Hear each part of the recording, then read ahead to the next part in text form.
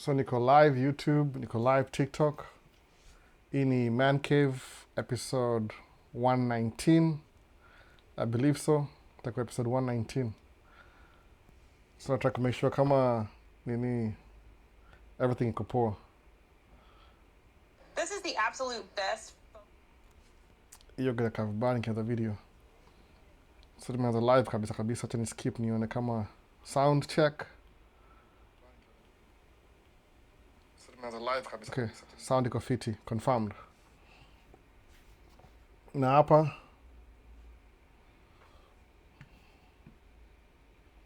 sound iko poa pia hapo. So what else? YouTube, kila kitu iko poa. So kuna wasa waliingia hapa hivi mapema kwa YouTube. Acha ni confirm kila kitu iko fiti before tuendelee. Isikama baadaye ini hunt.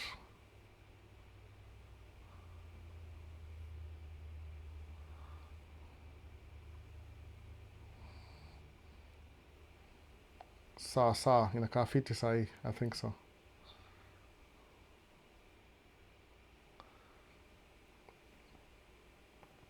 So swali ya kwanza ilikuwa, nani akanduza swali ya kwanza? Kuna Machota Martin alisemaje, nashukuru kaka, leo nimekuwa wa kwanza huku Tanzania. Jamaa mmoja ameenda kwa padre kuombewa hata tubu dhambi lake. Leo hapa polisi wamemkamata, asimwamini padre, dunia inakwenda mbio sana. That's very unfortunate. Samsamehe. Consequences. Anyway, it's so funny. Consequences. Alafu kuna vipi Balbo, Kitengela representing kama kawaida, waiting for the live. Karibu sana the Ochieng family. The Ochieng, asema hivyo. So, hi Albert, hi DC Wavu Naro, ama ni DCI Vinara. Nimebucha hiyo name vibaya sana. Anyway, Anos kwa YouTube. Albo, he to you, hi to you. Oh, hi to you. Oh, mazeweka double I. So nisema kama Kiswahili. Locked and loaded, Edu Kamau. That's good. Vincent asema, hello brother, how you doing today? I'm doing good. Nimevashatia twins because baseball season imeanza. That means it's officially spring. Lakini bado kuna baridi nje. So si spring kabisa. So happy Easter, ni holiday ni Easter, forgot. Nikaa siku ya kawaida tu mimi. So that's good to know. I hope TikTok iko fiti, nikiangalia, nikimonitor inakaa iko fiti. So na monitor maybe hii hapa hivi na hapa. Ni make sure everything iko poa.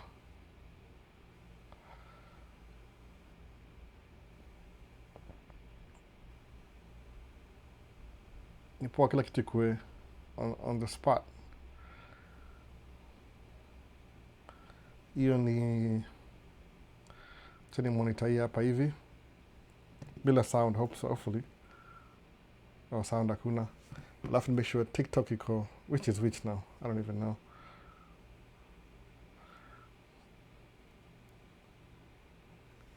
Inaka iko fiti hapa. So kuna swali niliulizwa hapa hivi last week na waja na go through haraka. Acha nifungue TikTok hapa.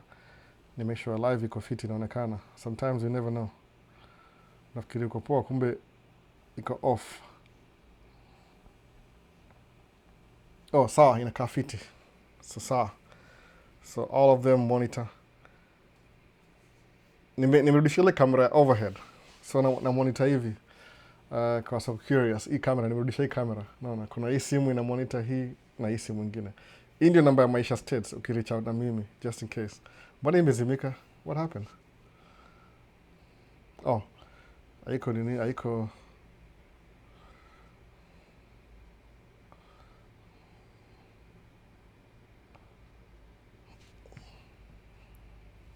Itakaa pamoja. Sasa, so nimerudisha kila kitu pamoja kawaida. Technical difficulties, sijui kwa nini inanisumbuaga sana kuanza hii kitu fit kabisa. Comments imeendaje hapa? Hebu tuone nimemiss nini hapa TikTok. Oh, Blair asemaje, you really inspire me. Thank you, kama na kuinspire. That's a good thing. Kwa sababu mtu akushare tu life yangu. The way nimelearn vitu zangu pia mimi mwenyewe ni I follow I find somebody who, oh man, what did I do? Hapa. So forget. I find somebody who okay, Swahili. Napata ule mtu, somebody who I want to be like, alafu na try kumwacha ani namcopy ama ku-emulate, anani-emulate. Ile, I learned from somebody who's doing the thing I want to do. Iwe ni mwisho life yangu. So, pata mtu anani-inspire. I've missed those lives. Good to see you, Maisha says Cliff. Karibu sana. So, na find ule mtu anani-inspire, alafu I do the same thing. Naona hivyo. So, niliuliza swali hapa hivi, kama kuna swali lingine, ilikuwa very detail. Aliniambia, akasema ndai mention kidogo, lakini namfanyia nini poa kabisa. Kuna Maish Ken asema vipi Albo, niko poa kabisa, hakuna noma hapa hivi. Like video by the way, kau na watch like video, neza appreciate sana. So mtukumbusha wasa hivyo. So how about the green card update in April? I don't know, ilikuwa rumor, haikuwa official, ilikuwa rumor. Walisema, so ilikuwa rumor. Let's like and subscribe. Vini amesema hivyo, ilikuwa rumor, so but it's good to be ready. Vipi Albo, following through from Arizona, glad to tune in. Happy Easter brother, happy Easter. So, msali zanga swali hapa hivi, nimeisave, nikumbuka kama nzaisoma kabisa, nipiga picha ama nilifanya nini. I did something na hii kitu ilikuwa, alisema hivi, alisema, anajita Sind254, alisema, hello Albo, thank you for the great videos, always tuned in. I kindly request for a video on dump truck and side dump trucking as a business. How to start as a new immigrant, how to manage money, do's and don'ts in the business, like everything related to trucking. This will help a lot. So sijui kama yuko hapa already ama yuko Kenya, lakini anasema kama yuko hapa already. So kileza sema ni hivi, ndasema hivi, which is which? What am I watching?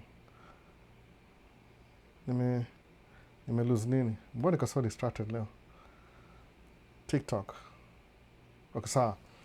So swali ni ile, anataka kujua kile inafanyika kuja hapa States, if you're new. Unajua Majembe? Simjui kabisa. Majembe ni nani? I don't know who that is. Nimekalia shirt inani pull back. Simjui bana. Kama Majembe simjui. So, happy Easter. Hope your weekend holiday is going great.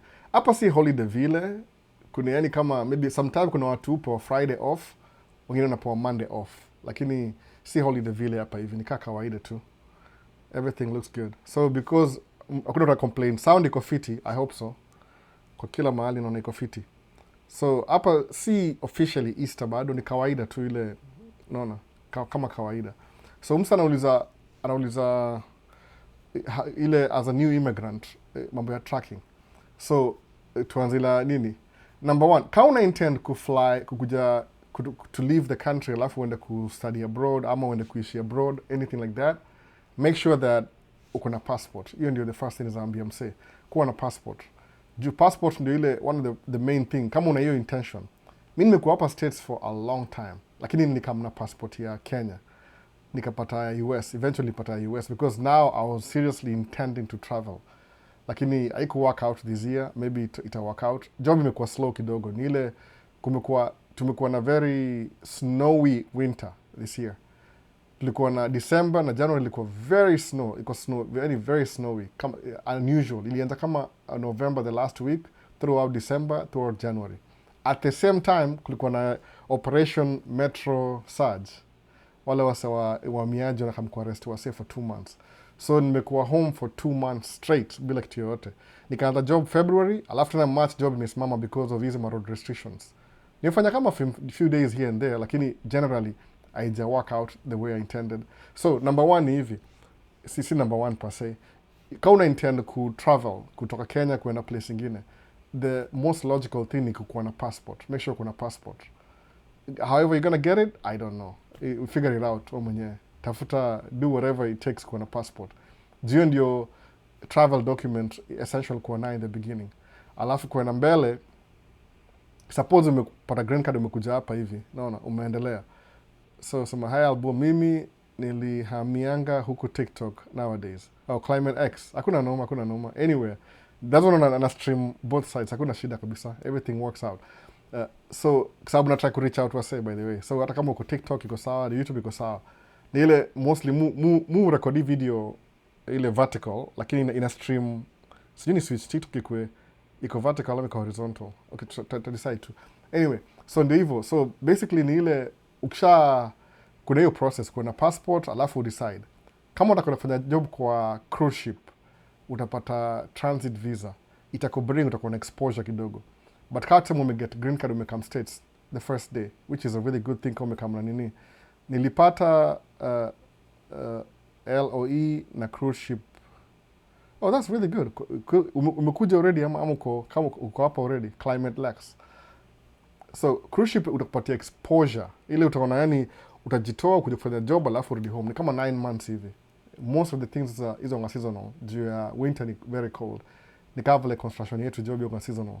So kisha kuja hapa nasema as a new immigrant, the first thing ni hivi, ukifika hapa hivi States, naongea from my own experience, alafu kawa unaona kama kuna anything different, unaweza changia. I'm on the on-board processing. That's good. So utafika hapa hivi utakuwa na host.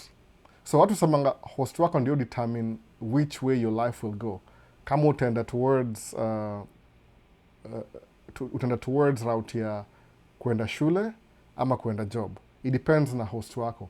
Kama ni msako well established, labda waweza kuambia enda shule. Alafu once umekuwa resident, uchukue student loan usome umalize. If you're younger, kama uko early 20s, mimi nakwambia ukweli kabisa, enda shule. If you're 20, ukuja hapa kama uko 20, 21, enda shule.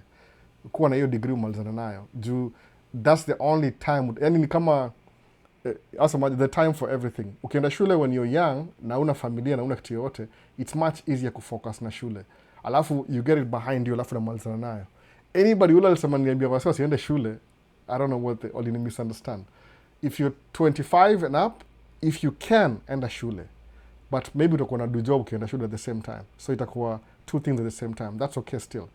If you're 30 and you have a family, itakuwa very calculated. Utaamua naenda shule aje sasa, kama itakuwa unachukua some classes while you're working because you have a family that depends on you. Unaona the dynamic ina change. That's why it's good to do it when you're younger.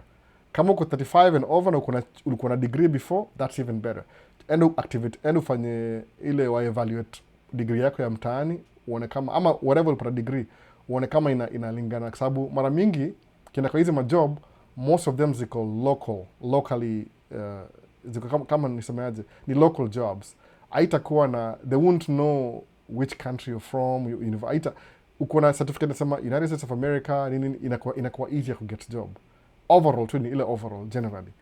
Alafu utaanza job. So the first thing kwa watu kuja hapa hivi first thing, mbona repeat kila saa? There's no first thing. Ni hivi, people will influence you. Utaambiwa fanya hii, fanya ile, fanya hii.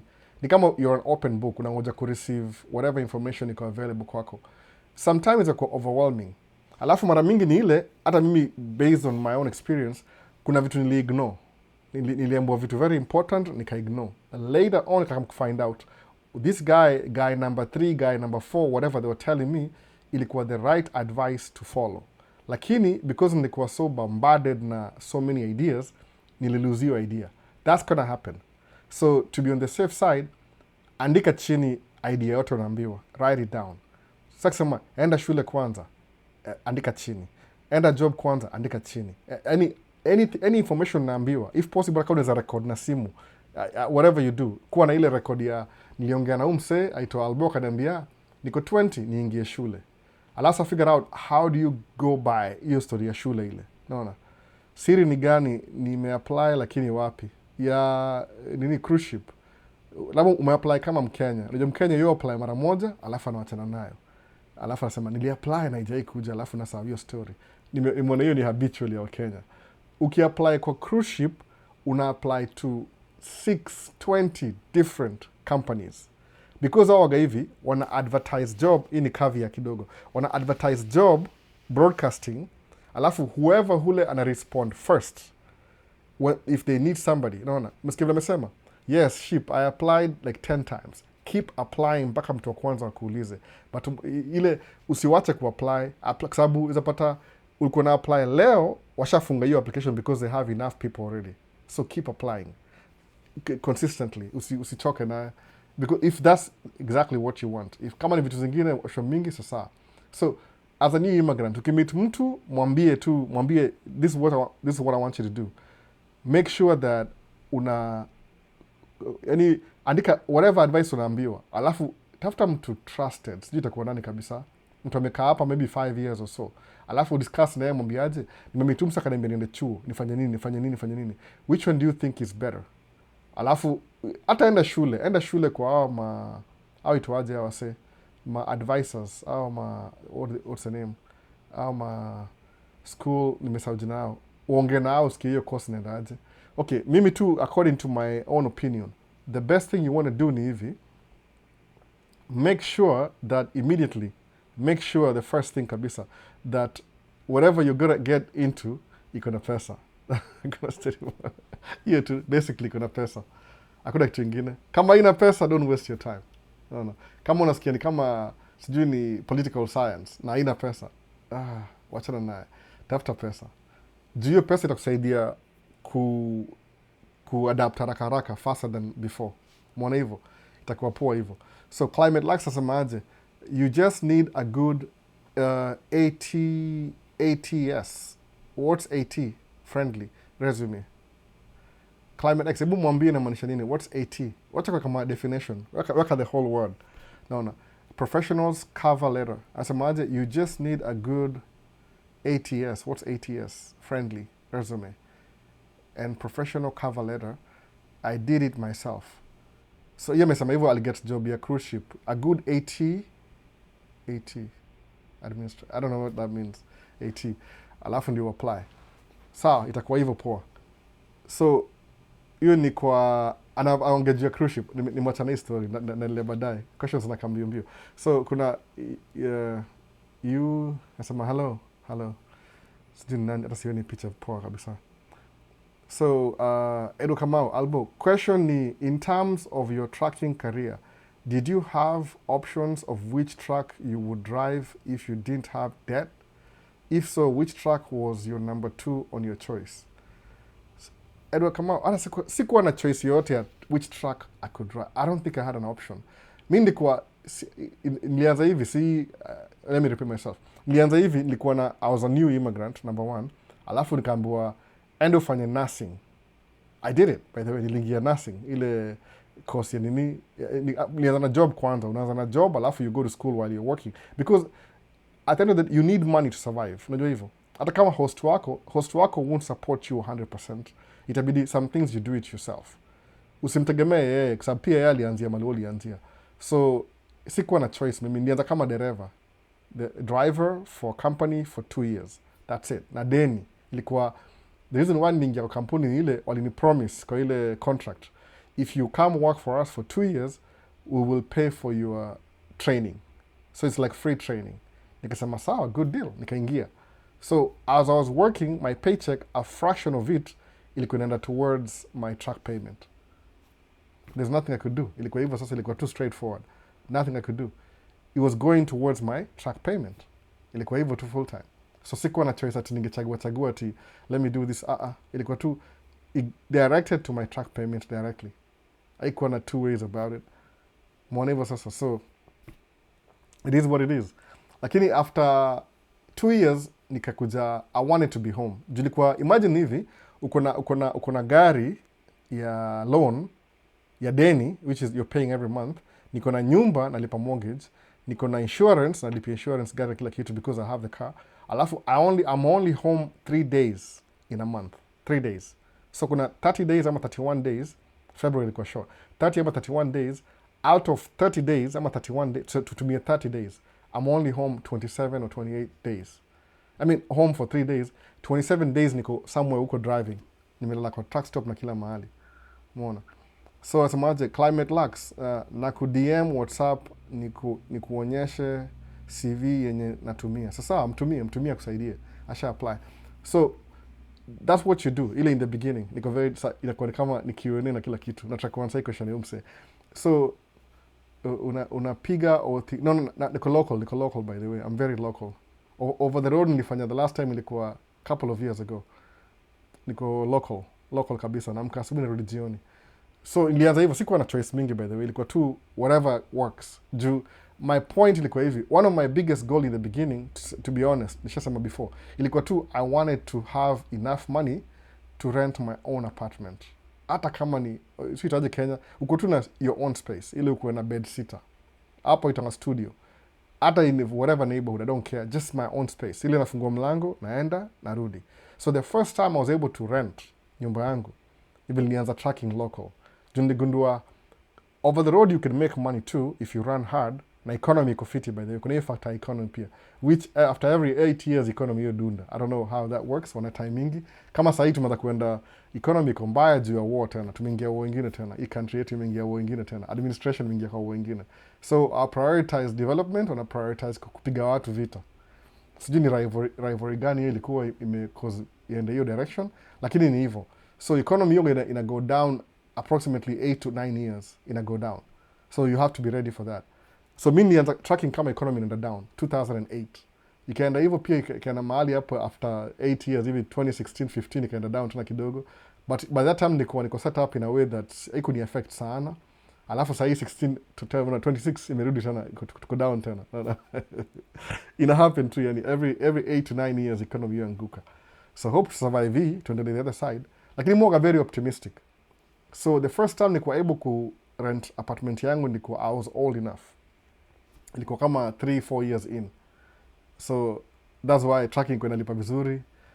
Nilikuwa na pressure pia fulani, nilikuwa na mtoi already. So I had to really get my own place. So life inakuwaga hivyo states in the beginning.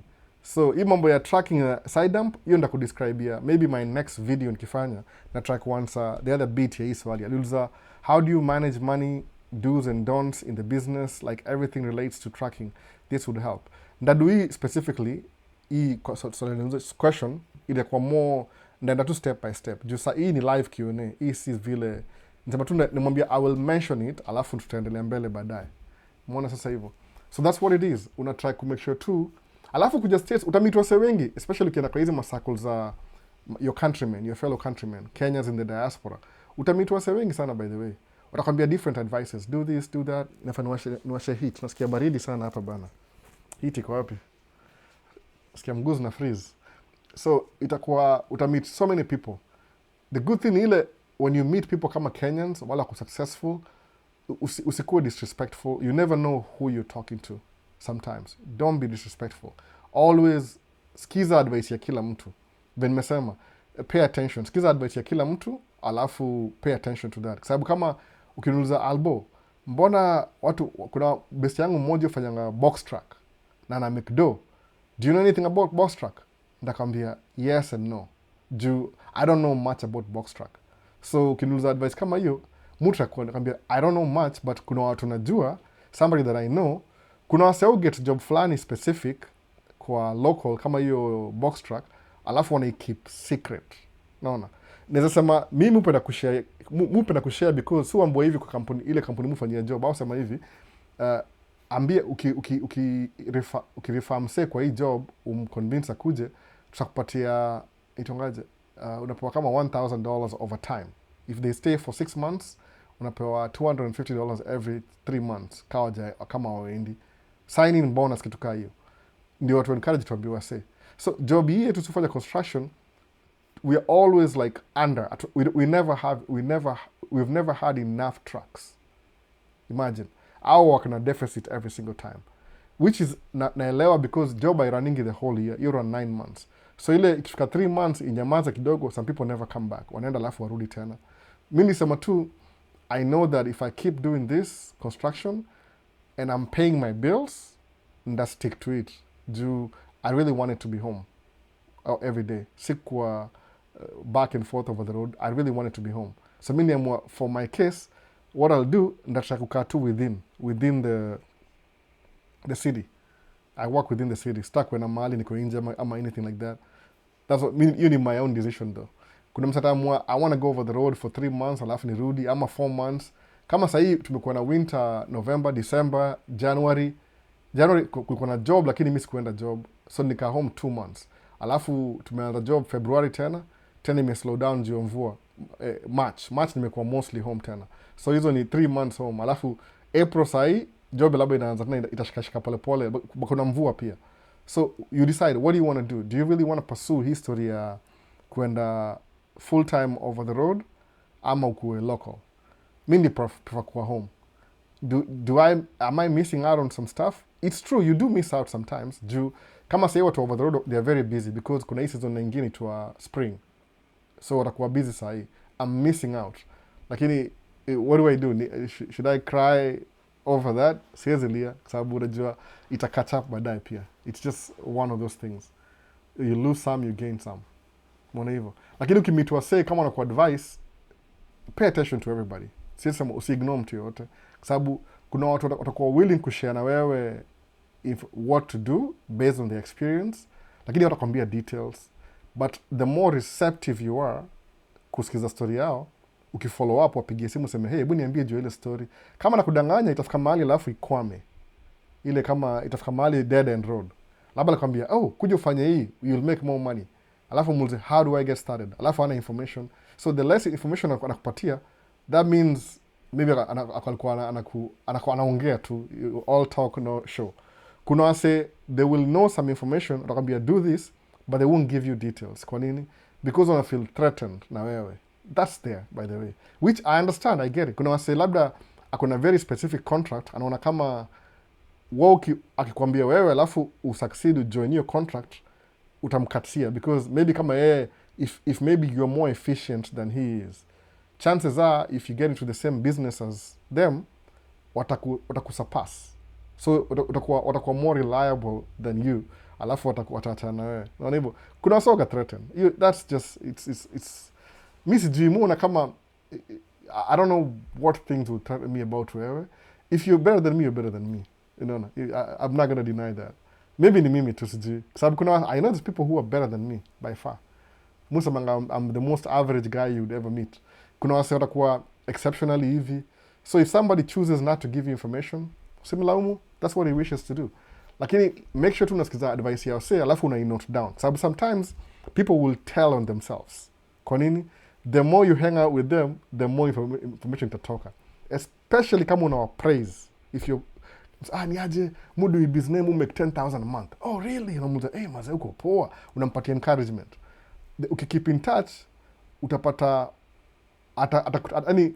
they will tell on themselves eventually. Alafu utajua kama story ni valid ama si valid. But the most important ni ile, learn to take any advice given. Juu itafungua more avenues. Alafu ongea na mtu ile one-on-one person. Usiende ile general. Juu mimi nikiingia hapa, for example, kuna so many ideas. Wacha niwaambie moja because it may come up last week ama 2 weeks ago. Kuna mse fulani jina yake, nimewithhold jina yake, aniambia, Albert, I'm actually a business owner. Kambia, really? So what do you do? Akaniambia, you sell products online. Go check out my website. Alafu utapata these products over there. You and your family can buy the products and use them. Sema, okay, sawa, innocently. Nikafungua website. Kufungua website kapata Amway Global. Man. No. Ile Amway, acha niseme ile imeandikwa. Itwa hivi, Amway, hivyo. Ama niseme tu Amway. Nimeitype kwa nini kwa itwa hivi, Amway. No. What happened, hii place ni kama is a pyramid scheme, kitu kaa hiyo. I tried that, by the way. I did it for 2 years. Ile unafungua website, alafu kuna hizi daily kama toothpaste, drinks, hizi usual products on groceries you buy at home, wanauza kwa website. But the thing ile, you're supposed to hire more people. So umsame kwa kinipress, alboni aje, ingia kwa hii place, ambia Amway Global. I did that, nikuja hapa ni kwa mgeni. Nilifanyia kitu for a while.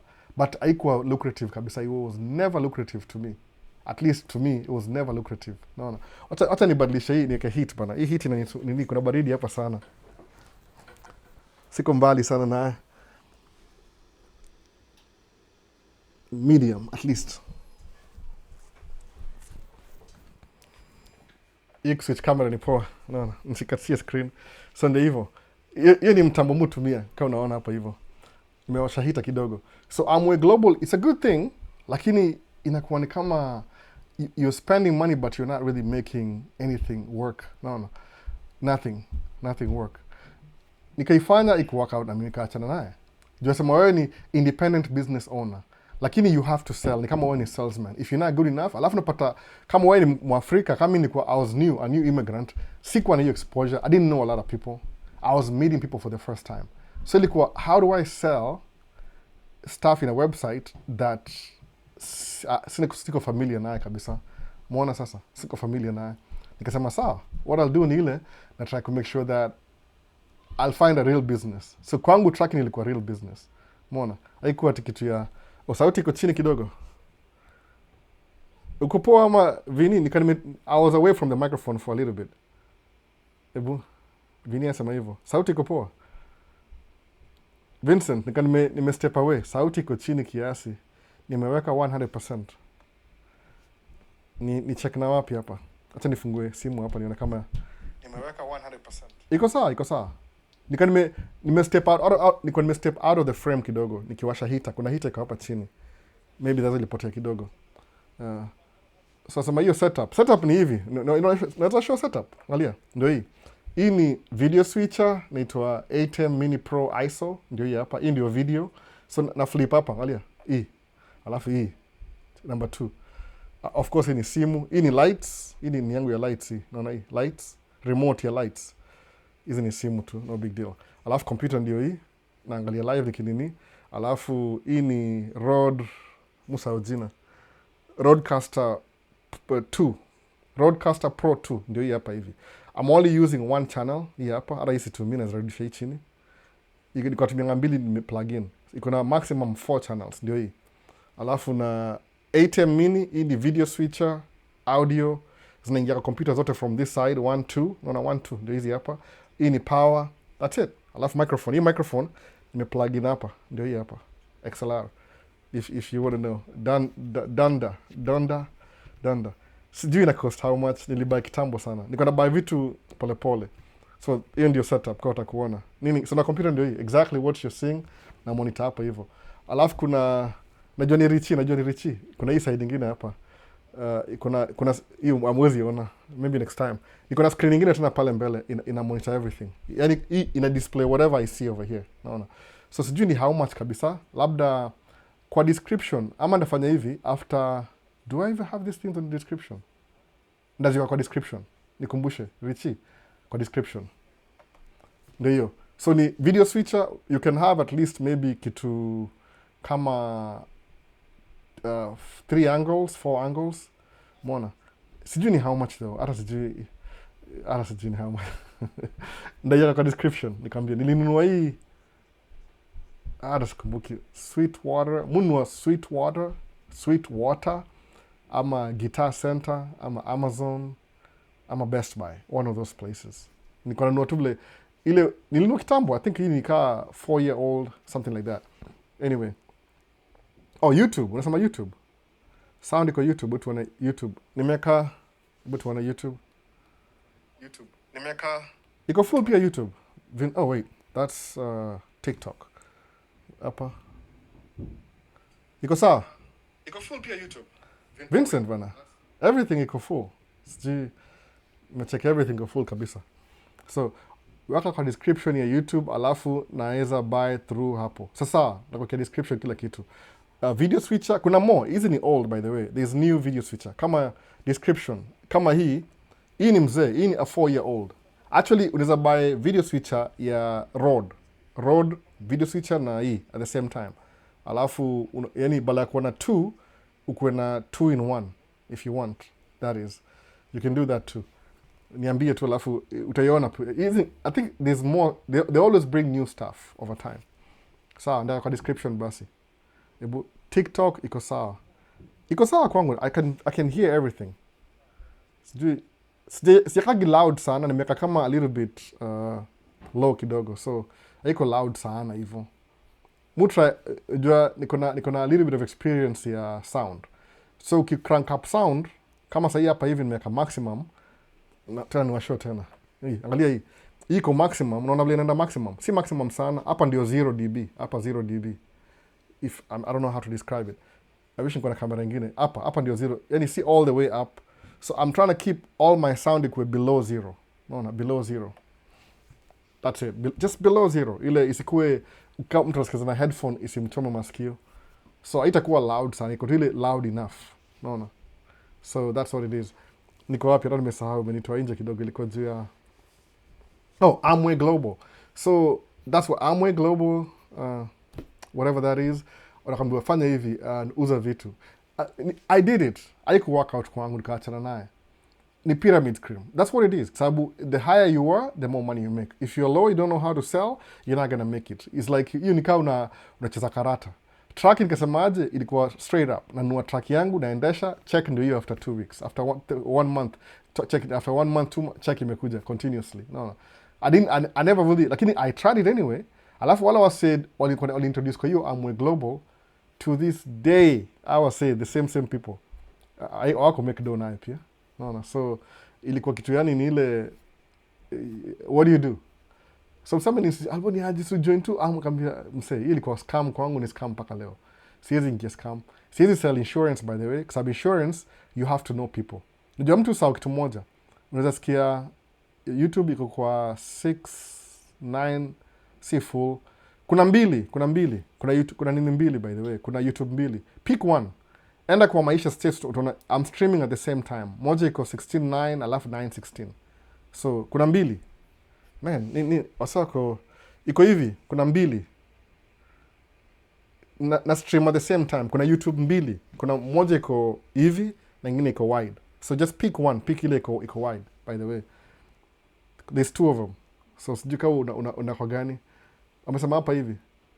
Kevin, enda kwa nini Maisha States channel tena, pick the appropriate one. Ile kuna ile wide na kuna ile narrow. Tunakuwa offer you service na StreamYard. Leo tunaongea technical stuff. So Richie utabai hizi vitu tu ni anza na microphone. Microphone ndio muhimu. You can use wireless pia. Kuna shortcuts, by the way. Ni ile, what happened, I have these things already. That's almost to me. Si eti kitu, I never bought this. Sikununua hizi vitu nifanyie nayo live stream. Nilinunua nifanyie something different. Ni ile, the different thing, niliwachana nayo. Actually, nilikuwa inspired ku live stream since 2020, shutdown. Ile you can do something while you're home. Nikabaki na hizi vitu. Alafu over time nimekuwa nazo. So, ile nikasema, if I have these things, let me use them. Nikala kuzitumia. So siku hizi zinaishi kwa hii meza. Zinaishi tu hapa full time. Hii place si moving, by the way. Nilifukuzwa, niko na wall bado. Hiyo ni wall ya mbao. Nilifukuzwa ile side ingine. All of a sudden now they want to use the room. Unaona, so nikafukuzwa. Nikasema sawa tu. So nimefinywa hapa kwa kona moja hapa hivi. Kila kitu yangu, mali yangu yote ni kama they're trying to kick me out of my house. Anyway, of their house. Sijui ni which is which. So nimesukuma hapa hivi kwa kona fulani. Kona tu fulani hapa hivi. Naona, natry ku-improvise ikae poa.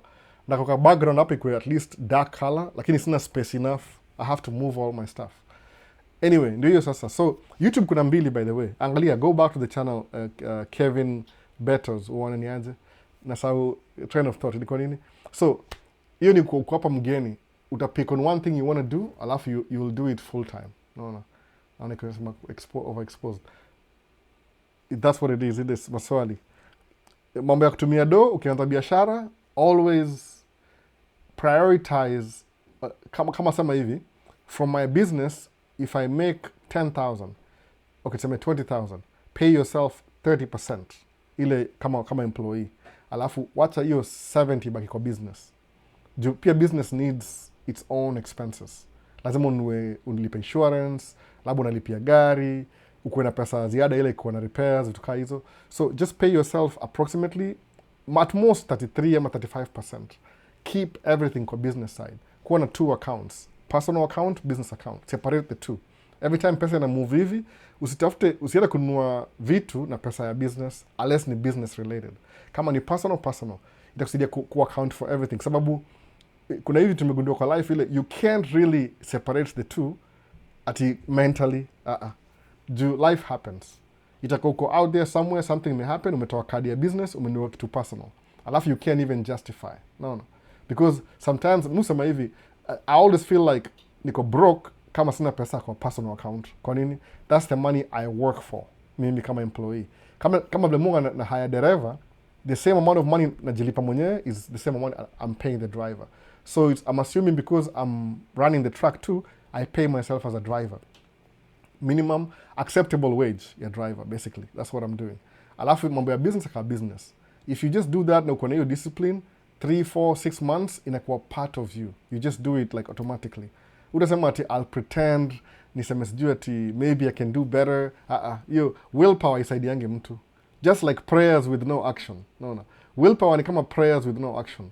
Unaombea kitu, alafu you don't do anything about it. I'm just praying about it. Nimeombewa. Kama mambo example poa hapa hivi kwa YouTube, kuna msalienda kwa padre, akaenda kuombewa, ati alikuwa mwizi, next thing polisi kumchukua. Alicommit crime. Hakuwa anajua hivyo. Alifikiri ati when you go to church, all your sins are washed away. No. Alafu no responsibility. Alikuwa surprise sana. Alitiwa. Anyway, ndio hivyo. Prayer na action. Prayer na action. If you're gonna pray, pray na action. Usipray useme ati kuna so many examples. Kuna culture fulani sijui ni maybe naweza sema kama ni ya watu wako Afrika ama kutoka hiyo. Hata mimi niko na hiyo culture by the way. Ile you feel like somebody else is responsible to make you successful. If you need something, somebody else akona roho mzuri, a good Samaritan will show up akusaidie tu just for no good reason. They're just supposed to help you. You don't do anything, they just come and help you. Yeah, I don't think that's true. No. To be on the safe bet to make ni ile sema tu, if there's people who can actually help you, if you have friends in high places, still try work na effort yako, alafu wakamu wa join in, anza kitu, alafu msa kusaidie. Kama kuna example moja, kuna msali give example, kuna podcast moja na watch, na it was doing Kisiangani podcast. Niona wao sio ukienda kwa interview kwa iko nini podcast ni watch number 1 kama kawaida. Kina nani Mwaf, hiyo ni number 1 watch sana. Ako I think nani Mwaf ni journalist basically. I can tell sababu you jo ku professionalism fulani yako naye. You can tell kuna ile professional fulani yako naye. I could be wrong, but it muona. If my eyes align to me, I don't know. But kuna vile you jo ku break down information, unamsikiza yani. You can listen to what he's saying. Alafu hata vile ana interview mtu ni kama ana opinion, anakuwa neutral. He lets the guest talk. So Kisiangani podcast nikawa follow juu sema I'm discovering a new podcast. Alafu kusikia leo kwa ngena sijui wako na interview mse last week, nani mse IQ Watson akasema ati how to me a cell phone kushoot video. Alafu nikasema you guys should have 2 cell phones at least. Juu okona hiyo roadcaster hiyo ngapo kwa screen mpaka imeweka sound na kila kitu. Parapepe sijui parapapa sijui hizi mabaton. Mimi sifanyangi za button. It's not my type of thing by the way. Kana do DJ sawa, double trumpet, but I don't really do that, the sound thing. So au gada hiyo sound thing pia. Msaka suggest msananijua by the way, one of the people who unifuata pia. I think alina comment yangu akasema Albo, si wapatie kamera, watumie kamera wapatie kamera. Nikasema well, they've never asked. They've never asked. Ni hivi, yani okay, which is not even true, not even asking. Kama wangeuliza, ona. Kasema mtu kama Vincent akiniambia Albo na need camera, Vincent for example. Vincent ndabaya camera kwa nini? I've known Vincent for 3 years tangu nianze channel. Amekuwa na mimi from the time nianza Maisha States, the 3rd video. Jina yake nimeona hapo mpaka akona camera by the way. Alipewa na one of the friends of the channel, alimpatia camera. What I did ile nilimnunulia wireless microphone, Vincent. Ku add up, naona. See what I'm saying now? Yani a friend of the channel alipatia Vincent camera, alafu when nikamongezea wireless microphone. Mwona hivyo. Why? Because I know Vincent. Nimemjua 3 years. No, 3 years. Vincent meet all my brothers, by the way. All of them, 2 brothers. So nimemjua for a while. So kisema show up leo sema Albo nipatie camera. You're not even invested in me, ama in my channel, ama una show up too from nowhere. The same hadi tunasema hivyo. Some people expect that somebody else will come, a savior from the sky, I don't know ni wapi, akuja wa rescue. It's somebody else's job. Ile tu tambia utaona msee kwa internet stranger umwambie niaje na ni camera sahi. Alafu wakuchukua kamera wakutumie. Somebody will. Umeona sasa? Hawajuangi hivyo. I get it. So mtu akikuwa nisemaje in the beginning, never underestimate anybody you're talking to, period. Mtu akuwa very respectful. I don't think she kuwa harsh kwa mtu yoyote. Hata kuna msanii ni accused kumoja for something very, ilikuwa mambo tuhusu, hata karibu channel yangu ni kama ilikuwa karibu ikuwe shut down. Si lazima ni wa show details, but somebody ni accused for something sikusema. Hata views ili drop tangu siku hiyo, but anyway, that's okay. Lakini ali accuse kama ati whatever, big deal. Respect wase, naona hivyo. Juu kama musema hivi, if I want to know how TikTok works, what I'll do ni ndaenda ni follow wase TikTok. Nione how they're doing their video. Nione wale the ones who are doing good, ndaangalia what they're doing to make it look good. The ones who are not doing so well, ndaangalia how can I learn from their example. Alafu na move on hivyo. Itakujua kama Instagram, sielewangi Instagram how it works. Yani sijaielewa. Juu nishai post video before, but that was not really my channel. Ilikuwa channel ya msee mwingine. I was just posting their videos. Umeona sasa? Ilikuwa na get views, alafu ikasimama mahali. Mambo ya copyright strike. Wali change rules. So, musema, if you're gonna do something, invest in somebody. Kwa sababu mimi siwezi mind, nikijua mtu, kama seme King Siangani podcast, niwajue, tuweze kuongea, anipigie simu, tuongee, tu discuss vitu. Itakuwa different. Why? Because he's my friend. Aseme, hey, by the way, ujue musema, una makamera mob, so nipatie moja. Naambia, well, na kamera moja, by the way, overall, ndio hii hapa, kamera moja, I have one camera. Hii hapa juu, hii ni kamera nda giveaway, 10k subscribers. Hata I'm hoping ni giveaway haraka haraka. Akisema, well, walisema hivi kama wako na fundraiser, they are raising money to buy a camera. Naitwa FX30. FX30 ni ile APS-C sensor. It's good, it's cheaper, because if you need like 3 or 4 cameras, ukianza na FX30, ni cinema line, lakini kuna small sensor. That's perfect for history podcast. Aya, mimi mwoga na A6600 mbili. Ziko the other side. Si zangu, by the way. One is mine, one is my wife's. No, ni mbili already. So, APS-C sensor kama ya hiyo FX30, lakini FX30 ni newer than A6600. Lakini lens ni the same size. Kama ngekuwa best yangu, tungeongea niambie, okay, I'll give you this much, itakuwa ni kununua, because one of them ni ya wife, one ni yangu. Unaona hivyo? We know each other. Lakini ukishow up to from, usikie, kuna msana makamera. So, what does that mean? I'm supposed to take my camera and just give it to you? Sikujui?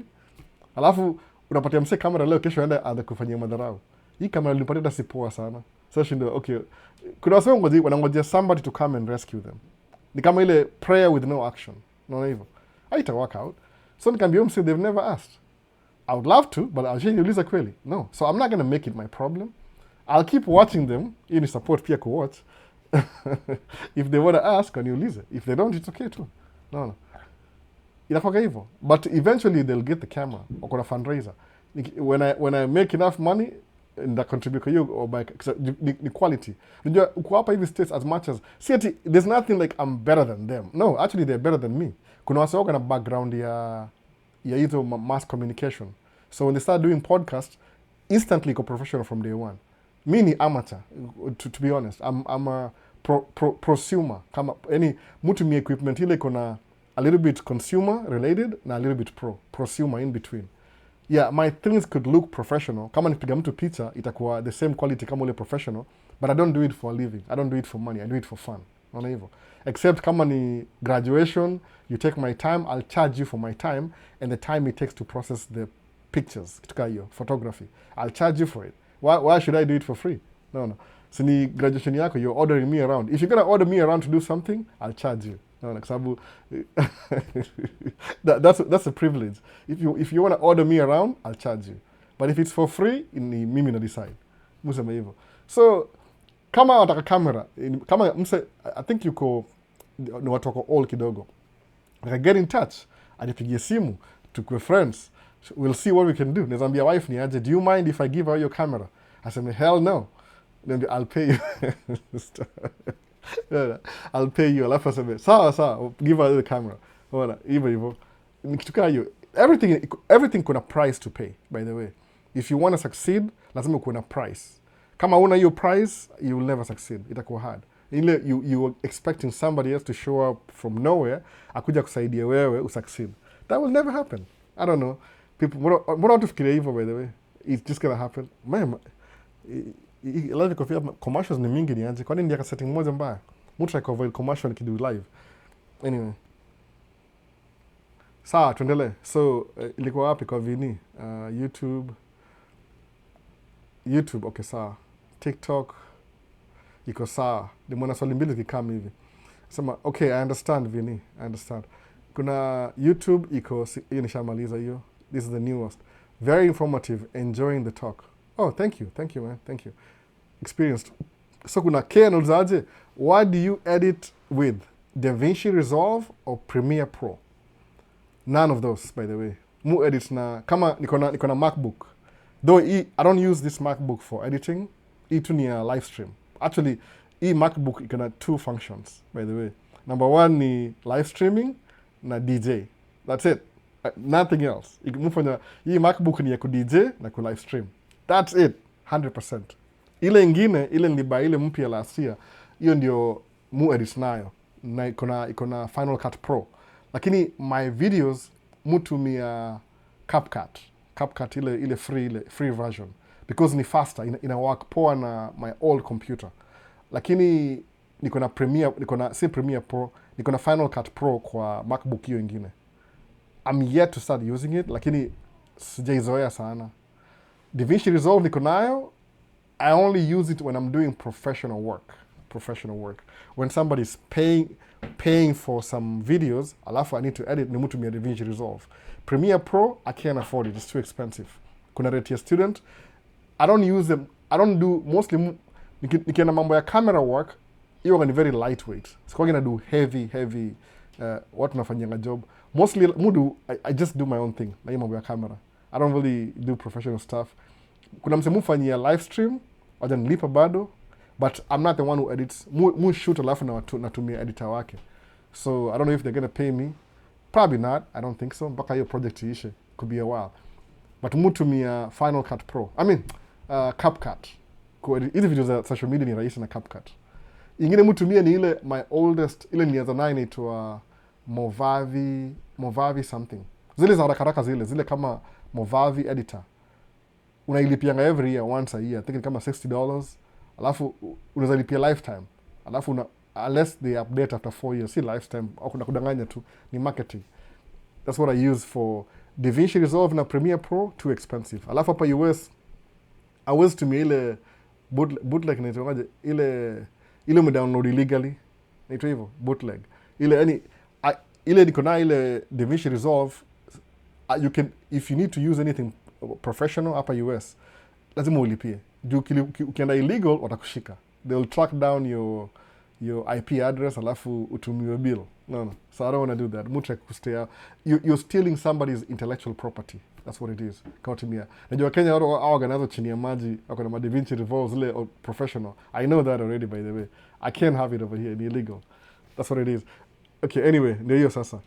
So, imekava anything else? Tuwadia ilikuwa nini? Ilikuwa hivyo. So, usidharau wase in the beginning, sikiza kila mtu, kuwa na ile respect. Nini ingine amesema how to start life. Aya, mambo ya kuoa. Ukuja States, kama umekuja na green card, na umekam single. Unless kulikuwa na girlfriend, ama ulikuwa na girlfriend moja long term Kenya, it's still risky. I don't know. It's very risky. Kuoa ni very risky, by the way. Ile kuoa mtu ni very risky hapa States. Kwa sababu kuna madem wako fiti Kenya, wakuja States wanageuka. They become totally somebody else. So, ni risk. You take a risk kuoa mtu. Preferably, ile tu, my 2 cents, ukuja States kusoma na green card, oa dem yuko States, kama unataka kuwa Mkenya. Preferably, oa dem yuko hapa ule, hata kama ni African American, ama Latino, ama mweupe, mzungu, oa mzungu na kitu kama hiyo. Kwa nini? Au kuwa natives wa hapa hivi, hata ni alisema hiyo kitu, the same thing na nilisema, ni agree na yeye. IQ Watson, kwa sijui ni podcast gani, ilikuwa gani akisema hivyo, ni one of those. Oa mtu yuko hapa States. Juu kitoa dem Kenya, akuja hapa hivi, alafu apata maybe whatever dini yake ilikuwa Mr. Kajembe wa Kusuku Folkman. Mpaka mimi sidai kuleta dem from Kenya. Nimesikia wako na ufala. Umesikia hivyo, mtu amerelate. Ukitoa dem Kenya, for example, and I'm not against that, by the way. Nimesemaje, kama ulikuwa na relationship na dem Kenya, ukuja States wewe peke yako, mkae ukae kama 3-4 years hivi, alafu mlete, atakuwa na expectations yani ile watu wakana ile, kama siwezi assume Albo ni mdosi. Why? Kwa sababu angalia Albo akona studio kwa hao. Hii si studio by the way, ni meza tu yani okay, maybe it seems that way, your eyes are not lying to you, it seems like no, it seems like ni vile mu take anything I do very seriously. If I'm using a microphone, najua kuna two things hapa hivi, kuna ile quality na kuna presentation. Nimeunderstand hivyo because of business related things. Kwa business melani hivyo, nikienda job na track yangu, mutaka track yangu kuwe safi, brand new, everything works. Kwa nini? Inapatia customer confidence na wewe. Sawa? So kama nimekaa hapa hivi saa hii, kusema kweli, hii microphone ni $800. Nitoaje ile DB something, musa ujina. The reason why nilibuy microphone, kuna ile SMB, it doesn't need a cloud lifter. Ni directly na connect kwa directly to, hakuna kitu extra yani. I'm making my work easier. So najua hii microphone ni presentation. Ile iko very kama kwa watu wa YouTube, most podcasters wako na hii microphone. Sawa. Kama wana hiyo, kuna ile ingine version, ile DB ile ingine before. It sounds good. It sounds professional by the way. So kuna ile presentation. Aya, hii stand is very old. Hii stand kama 19-year-old or something. Hii niko natumia naye DJ kitambo. Nimekaa naye for a very long time. Sasa, alafu ile nguo navaa, nimevaa twins leo, niko relatable. Ile ina reflect na ile light yangu. No. Everything, presentation matters kwangu. So if I'm going to do something, that like we push it more professional as much as possible. That's it. Kwa nini? Because it's my own interest. Naona hivyo. Niko na hii ATEM Mini Pro ISO. Hii inaweza record pia. Iko na 4 channels recording. Though I'm not recording this because my camera is recording too. Camera, mtu ya kusolve problems. Alafu nasema aje, I obsess over it. Kama seme presentation yangu inaniwasha, I'll obsess over presentation. Kwa nini? Paka ni meet. Ile ni calibrate ikue to my settings. If anything, staki hii nini yangu marketing, I'm raising my hands. I'm trying to put my hands down. Hii marketing yangu iharibu anything else. Nataka ikue marketing yangu iko so perfect. If there's any failure, it's this guy. This guy is the failure. Si mimi. Yani it's me. See presentation. So I'll try my best. Oh, microphone ndio hii. Hii ni headphone. I can have the headphones on my head, lakini uzuri niko na visual. I can see the sound moving. No. That's what matters to me. Na hiyo niko very serious na presentation. So same thing. No. In a matter. That's why I take everything very seriously. Wasa wanakuja on a what? I'm taking you guys very seriously. It matters. Mambo ya plane spotting, more na kutry to make video. Sijai post hizo video mostly because my camera is too shaky. Why? I need a stable tripod that's high, very high. Juu kuna fence huko. Ndio isikuwe na, so I'll need to buy another camera for plane spotting. Juu I'm trying to use that alafu ni fly. I take everything I do very seriously. Lakini hiyo ni mimi. Those are my interests. Zako could be different. So the same thing. Kama kuja hapa hivi States unataka kuoa. Oa dem yuko hapa. Umeingia shule first year, umeenda second year, umeenda third year, oa dem yuko first year. Ama ukimaliza mko hii meet after sha graduate, umeanza job, oa dem amekaa States. Kwa nini? Recommended 90% of the time ata understand life. Jua sha kuwa hapa hivi. I understand, ukianza uanzangi na do, unaanzia from scratch na host. Alafu una build as you go. Alafu chuo ni, utapata yu dem labda, you drive BMW, na ni student, she works at night, she goes to school during the day. Ana drive BMW. Kwa nini? Because she knows the value of that car. Sawa. Aya, labda una drive whatever you're driving, sijui gari Mercedes or whatever. But you know why you're driving the Mercedes. Ni yako kivyako. Isi nimeenda juu tena. What did I do? No. So, dem ako hapa hivi understand. Ukikuja hapo usome 5 years shule umalize. Then you go to Kenya upate dem fulani hivi. Sijui nitumie jina gani ya dem fulani. Upate tu dem fulani Kenya. Ajue umse waga States. No. You have detected inactivity during your current session. Nini may happen? Okay, hata ni try ni extend life ya TikTok. Nasema inactivity. Nafam double tap screen or something. Sijui ama kitu kaa hiyo. ndakam kuifigure out one day. Ni vile tu mutumie screen mbili kudu live. So sijai understand how to make it work. Itawaka. Sawa, imekubali sasa. Okay, good. Finally. Oh, thank you. Fundi Center Heart. Thank you. Na kuna wase wengi. So wacha tuanze kitu kidogo. Ukimleta, okay, Superboy asemaje? Drive zone, moto waka hivyo. Drive zone, moto, facts za vile tunajituma huku. Oh, sasa ndio basi, okay. Nimemaliza hiyo story. So inakuwa hivyo. Asemaje? Unaangalia hivi. Dem understand I'm driving a BMW 3 Series, mulipa $400 a month. I don't think it's more than that. I'm just kidding. Natumia tu maybe $1,000 a month, but niko na apartment, niko shule, ana understand hustle.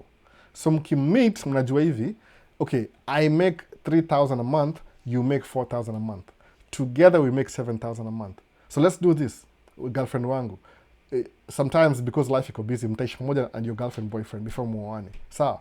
Isha happen before. Sometimes nikienda kwa nyumba ya bride kupiga picha napata that's their house, they already live together. Wedding ile kuformalize because of uchumi ni hard. No, life stats ni hard sana.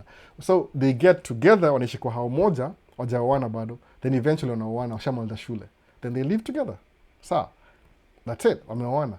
Demako states ata understand. Yani itakuwa more chances za ku-understand you, where you're coming from. Demo ametoka Kenya anasema Albo, amekam kunichukua. Mi nishaomoka already. No. Umse, muona sijui drive Audi. Audi itakuwa yangu sasa. Anashaomoka already. Umlete hapa hivi, basically ni ile wewe umemleta kama maybe nisijui nitumie gani. Percentage yako uko tuseme you're 60% optimistic atakaa na wewe, but yeye yuko 99% when ndio breakthrough yake. Akifika hapa hivi akae for 1 month home ajadu anything kwanza before kuna ile process lazima umfailie, kama tuseme wewe ni raia, umfailie ile spousal ndio kuna it might take 3 months to 6 months. Ashakuwa frustrated, ile pesa iko wapi, ile anxiety, what can I do ni make it in life. Happy Easter Lily. So what can I do? Alafu utapata mko na different objectives, naona. So kuna ile woko hapa, yako hapa, naona hiyo different objective. Nafikiria we are supposed to make it.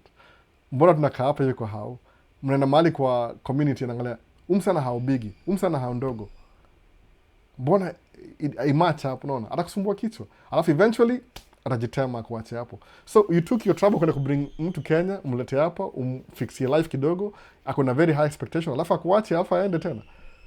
So tena akitoka na wewe tena akuweke sijui spousal support, child support, mtu yeye na screams nini mbaya. Hizo vitu zote hizo. Imagine ulikuwa trouble free, ukataka kusaidia mtu, now you're in trouble, alafu the other side ile now you have more trouble than you had even before umlete. Naona hivyo sasa. Ni risky. Marriage ni risky, period. Kusema ukweli kabisa ni risky. Ni period yani kabisa. You have to be very careful mse unataka kuoa juu they'll either make you or break you. Very simple. So what? Mtu ana scream. So nakaa mimi mwaga na hata jini nafanyika.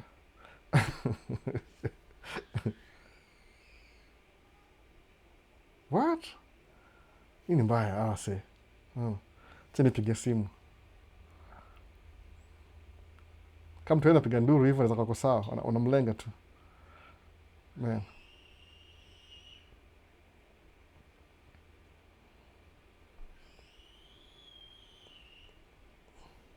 Ni mbaya ase. Anyway, tuendelee tu. Nakuwa ni easy, distracted. Ile mtu mdogo anapiga kelele. Man, I can't help it. Acha nipige simu.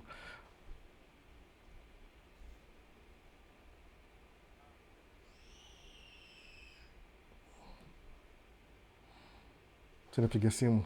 Hii story ni gani? Mtu anapiga nduru bwana. Tuendelee tu akishika. So, kuwa careful na hiyo story. Yeah, what's up? Why is she screaming? Because she's imitating a sawmill. Okay. Everything is good though.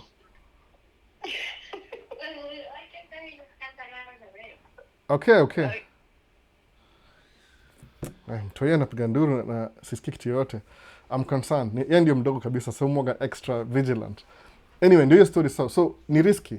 Make sure una get the right partner or marriage. Itakubreak ama itakumake. Believe me, niulize mimi. Mwaga naishi, hata mimi kwa marriage yangu ile, it's not the best. We try and make it work on a daily basis. Ni kama on a day-to-day basis. Naona?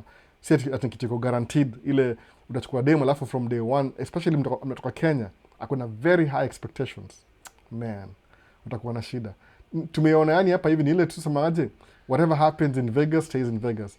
You happen day to day. Yani ile ukisikia story ya wasee kama ile the gossip that's going around, unapata msee alibring dem hapa hivi, akampeleka shule, akagraduate, akamwacha. Unaona? Ile nisikia Daniel alisema hiyo story kwa IQ Watson kwa is one of the podcast last week niko na watch. Ni ukweli, that's true by the way. Unaona? Ni very risky. So ukiwa mtu kama unamjua ile mmekaa naye sawa, but kama ati unaona tu now that nimekuwa na pesa, niko na do, I can afford this, wacha niende nitoe dem mali yuko nimlete hapa. So Kalama asemaje, comment road to 10k subscribers, camera giveaway, man cave locked in, happy Easter to Maisha States family, let's keep sharing, liking, commenting and subscribing. Kalama anataka hiyo camera itoke hapa haraka sana. Amekuwa na bidii sana. Hiyo comment kwa every video, by the way. Naambia tu ile heads up. Akasemaje, hey Albo, hope you're doing great. Niko poa kabisa. So, kuwa tu very careful na hii story. Naona, I'm being honest. Nisema kama ile from one elder brother to another. Marriage ni a daily. If you want to do it, sawa, just do it. Naona, useme ati haukuambiwa. I mean, at the end of the day, you're the one who decides what you want to do. Ni given. Hata kuna madem sasa. Madem ako hapa hivi, ana graduate, ana get job, ako very comfortable, anaamua well, siwezi deal na hao machali wa hapa States, anaenda Kenya, anaenda na bring msee. Anakuja na kuwa na mtoi na yeye, watoi wawili. Msee pia akona very high expectations, na udem yuko average, pia msee anaanza kutembea. Alafu inabaki, man, hizi vitu chafu ni aje. Alafu ni tabia, ni kama embarrassing because I don't know what the disconnect ni ile, sijui ni culture, sijui ni I don't even know what it is. Siwezi put my finger on it. You happen, yani, naona, imported spouse issues. Ni kweli kabisa. Hata kuna mse, si best yangu lakini, yonga, naitwa nani? Naitwa nani mse, nimesahau jina yake. Yonga, storyteller. Yonga hizi vitu by the way kila siku, ma stories zake zote. It's 100% true. Ni ile zina happen so frequently, sometimes, maybe every month, see that frequently, but in a build over time, unaiona. So Maisha States, just to wake up is a risk, dying is a risk. And risk dying and only thing possible is death. Important spouse. After living here for a while, I just accept I can be with someone from home. The mindset shift. It's true, by the way. Hata si from home, kuna watu wako pia na hiyo mindset. Ni risky either way. Lakini ile unataka ku mitigate your risk. Ukienda mbele, unaona kila mtu ana objective yake. Unajua kama ukibring mse toka Kenya, akona their own objective. Ndio msema hivyo advisable. Kama uko States au mtu yuko States. Kama uko Kenya mkam pamoja mnajuana, sawa pia. Muiona repeatedly. Alafu najua watu ile, when you have an ambition to do something, ile uko na goal yako in life, you need some stuff. Utaifanya regardless. Naona. Mimi naambia naweza sema 110%. Kudu live, hii kudu live sahi. Wife yangu you're against it. Naweza sema hivyo. She's against it. Kudu live. Kabisa. Akudanga support. Hiyo sema ataki nifanye hii story kabisa. Ataki niko kwa mtandao na understand. Hiyo ni against ye. Lakini in my nature, ile tu the way I think about this, more appreciate if I can share something. Hata kama ni 5% of my life experiences. Alafu msee ichukue, alafu imsaidie. Yeye labda ataimultiply itakuwa 25%. Mwingine achukue kwa 45%. It's worth it. Totally worth it. Alafu another motivation ni ile, I bought this thing to try out something new. Ile kudua say, intention ni kwa kudua say ile they can live stream, alafu mimi nawasaidia. Kama hawa say wako na do, alafu they need somebody to talk to somebody, kama familia yao tu for a weekend, we'll hang out. So they pay me na waleta equipment nafanyia live, hata nawafundisha how to do it technical, lakini it never worked out. Nikabaki na hizi vitu, though the good thing ni ile, when I bought this thing, ilijilipia. Everything is paid for, by the way, everything is paid for. Nasikutumia pesa yangu ile ati ile my own earned income, ilikuwa hiyo side hustle was paying for itself. Sa nikaambia wife, since wife yangu a singer, she's a singer, something imemhapenia this week, ameanza kuandika songs zake tena. I don't know how long that's gonna last, but I'm already back to writing songs. Na sijui kama najiplay whatever. Kaambia, okay, we have the equipment for recording music, but as long as mi nikimwambia ataki hiyo story kabisa, so that means she doesn't really want it hard enough. Ni ile tu is part of the thing anafanyanga akiboeka, unaona, so that doesn't make any sense. Anyway, ndio hiyo. So mambo Mr. States, poa sana. Mimi mgonjwa ama ni mgonjwa mgonjwa aliniuliza jana kaa niko na boyfriend, sema kushtuka. Mimi mgonjwa aliniuliza kama niko na kwa job kwa job ulisema nini, yes or no? You understand, alikuuliza kama uko na boyfriend. Yeah, it happens, by the way, it happens. Sema no, muulize why are you interested, muulize okay, musema hivi mwa kana joke. Kuna wasa iko totally worth it kuwa na hao juu they can give you money. Okay, you inspire me, most of us, and I personally appreciate your talks and all the content you do. Thank you so much. Shukran sana Kalama. Mimi naona utapoa kamera na mtu. Kuna best yangu fulani, kuna friends of the channel hapo Kenya watapatia kamera, shika. Unaona? Vipi ndio kuingia, karibu sana. Muona sasa hivyo. So, hiyo ndio story ya marriage kwa hivyo. Ile ni risky. Do it anyway. Mimi na watu 4. Ni abnormal kuna watu 4, by the way. Ni struggle kwa sababu mtu mmoja ni big deal. So imagine kuna wawili. Imagine 4 una lose control. Advantage ni ile watu hiyo kama wanaingia wakienda. Unaona? Kama sasa my oldest ni teenager. Ni kama yani saa hii ni kama helicopter parenting. I don't really do much. Ni ile, hey, you wanna come over? Yeah, namtumia tikiti. Anapanda ndege namchukua, anakuja hapa. Oh, do you need some money? Nampatia do. Yani inakuwa watu hiyo ingia wakitoka. So by the time ndio nimekamgundua hivyo, unless walizaliwa kama wako closely packed, which is good. People prefer that too. So watu hiyo, they could be expensive, but it's totally worth it. Umeona?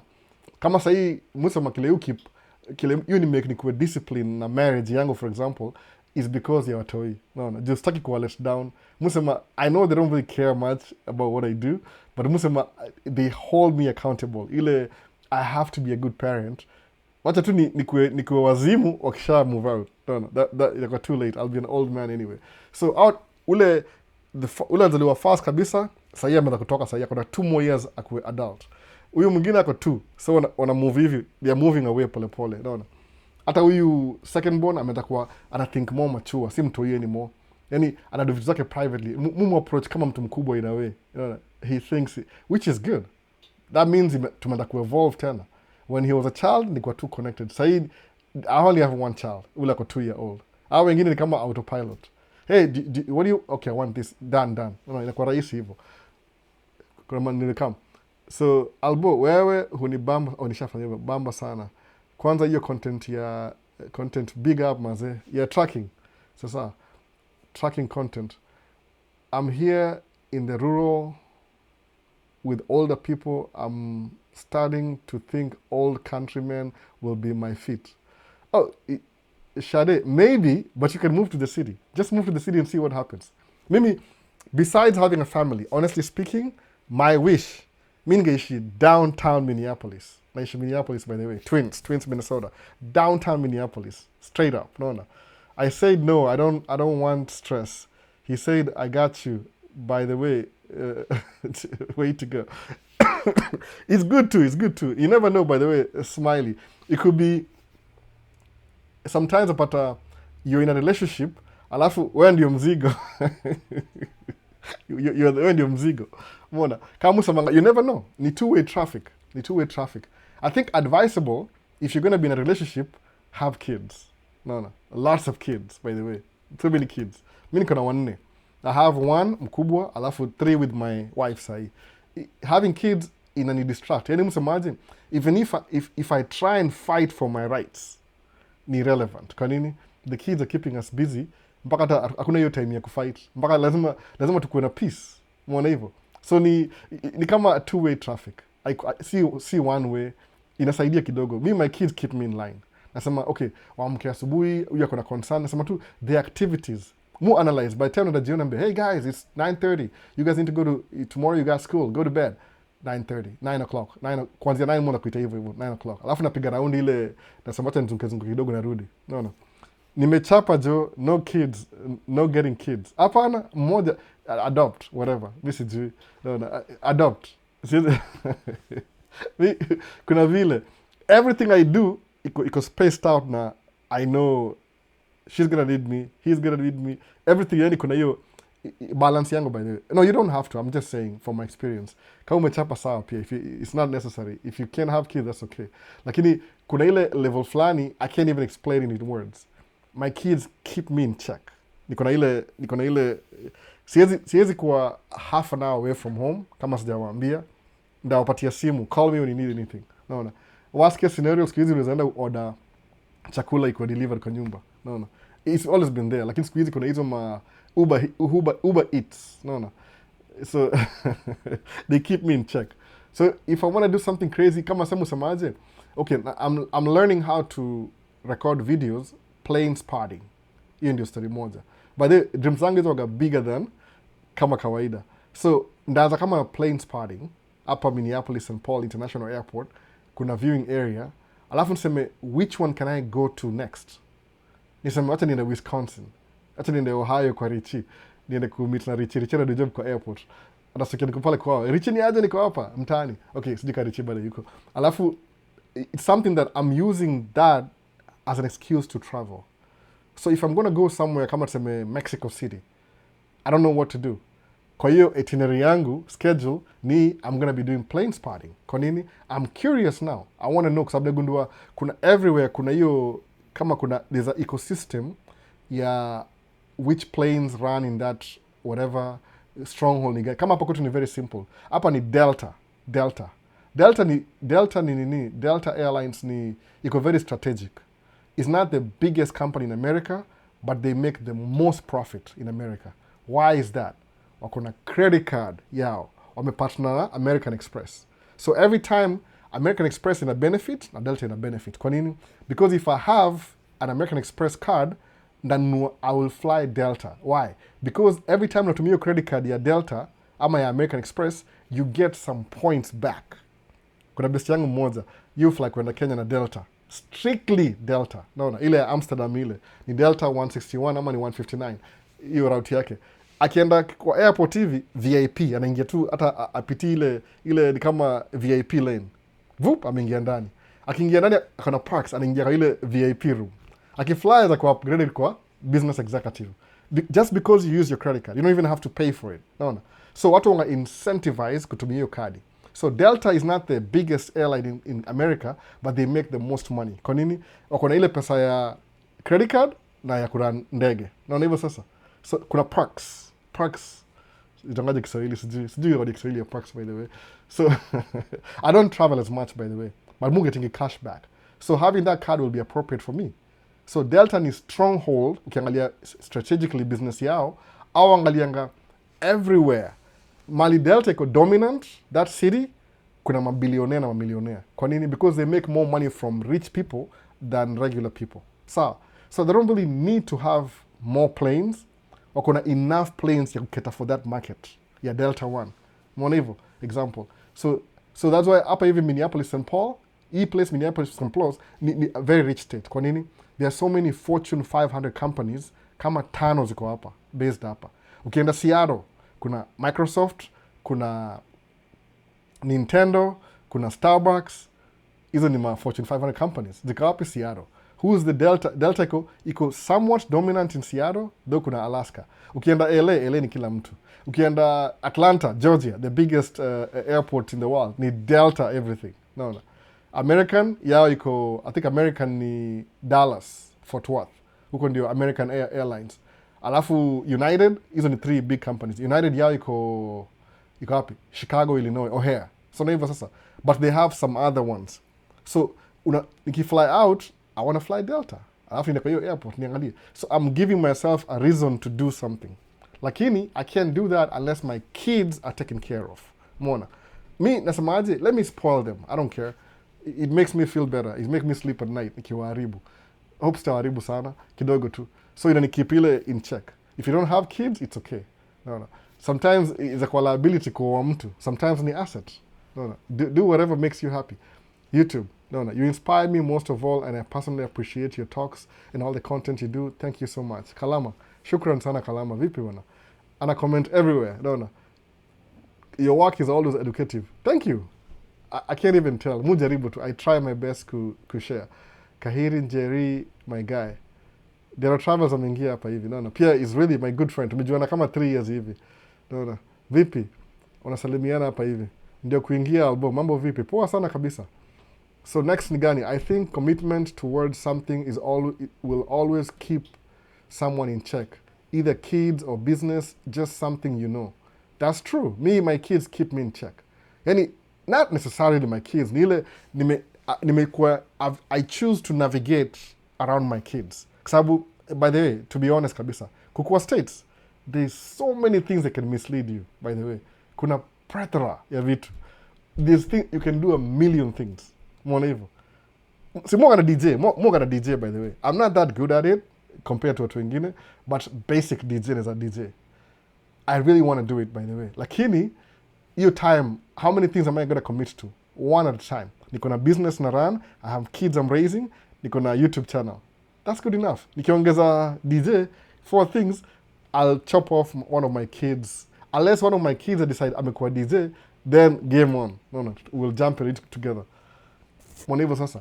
Been listening to you since 254. Sai niko DMV. Umetusaidia kusettle. Oh, thank you. That's really good, man. The information you kusaidia, I appreciate it. No, DMV. DMV ni nini? Maryland, Virginia. DMV ni Delaware, Maryland, Virginia. I think so. Maisha, niko na miles mob za Alaskan Airline. So, nichukue hiyo kadi yao. Chukua kadi, by the way. Kama kuna, if you fly, kwanza Alaska Airlines imenunua Hawaii Airlines. So now they'll have international destinations. Umeona? Follow through sana. Or may buy. Basically, utaona ile ndege zao zitakuwa na different ile livery. So chukua kadi yao. Just have it.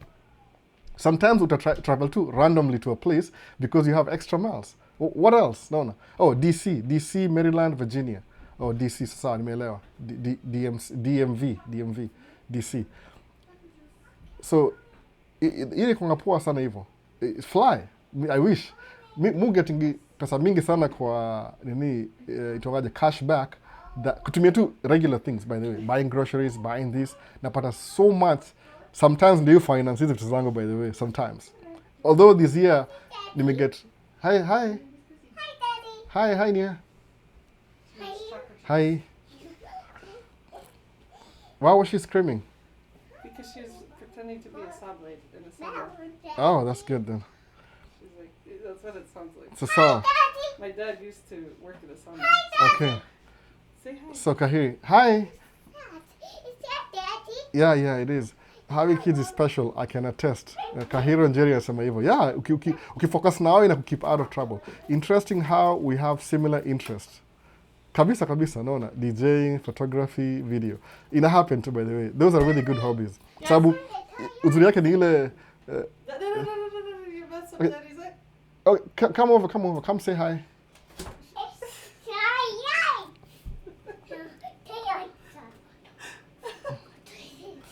That's like ako all over the place. Bona. So, umenijenga sana since I landed in Georgia. Nimeget job kwa pet shop. Sasa nasaka job number 2. Good kabisa. Usiogope.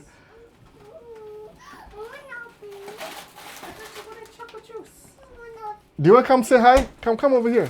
Come say hi. Come on. Here, come on. Attack kuja. You're going back upstairs, right? No. Okay, good.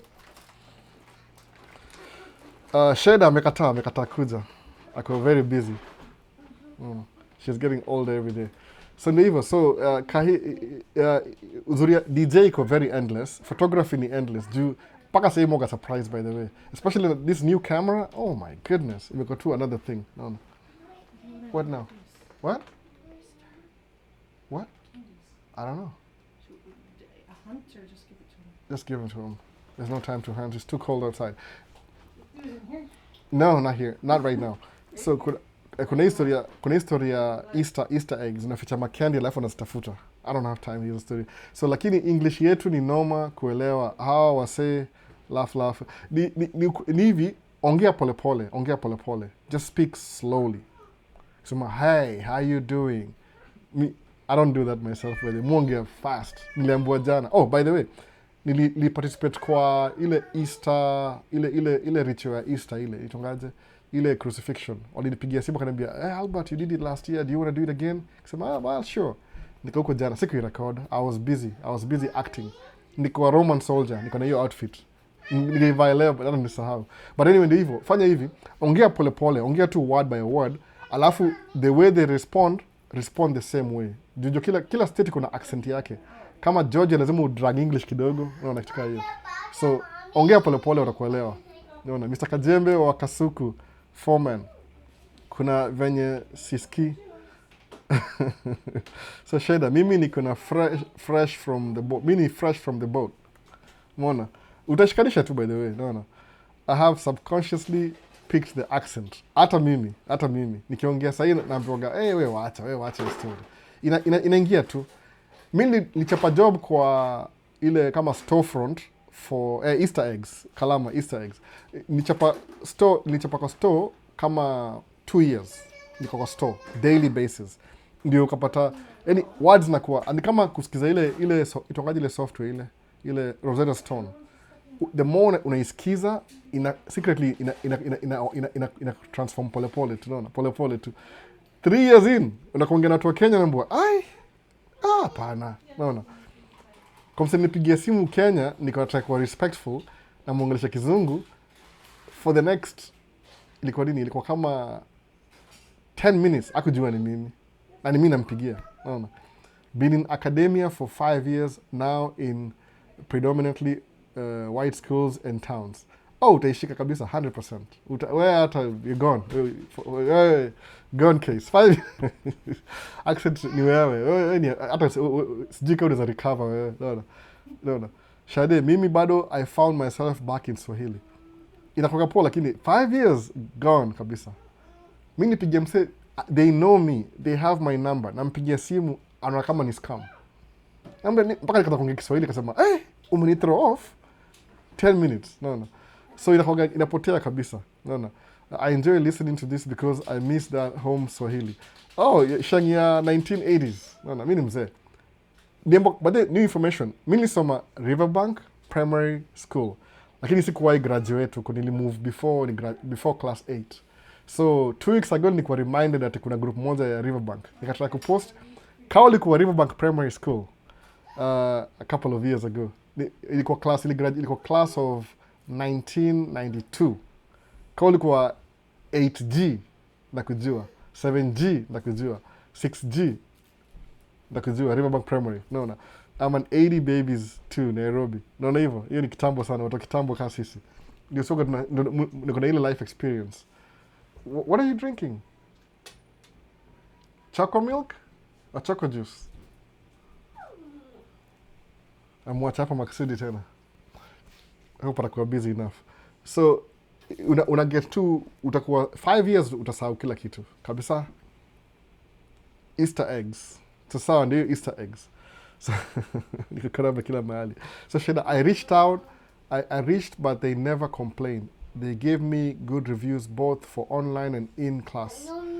Where were you from? Isili? Mimi niko Isili.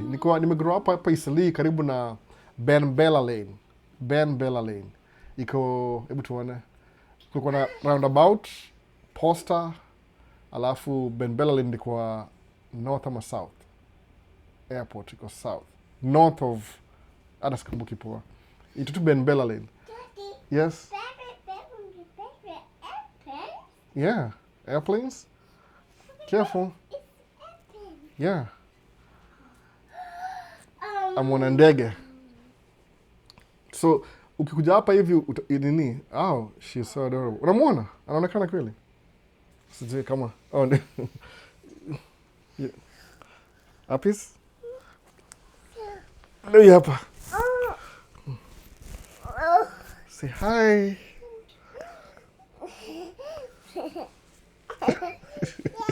Okay, good dog. Okay, there you go. You go find mommy?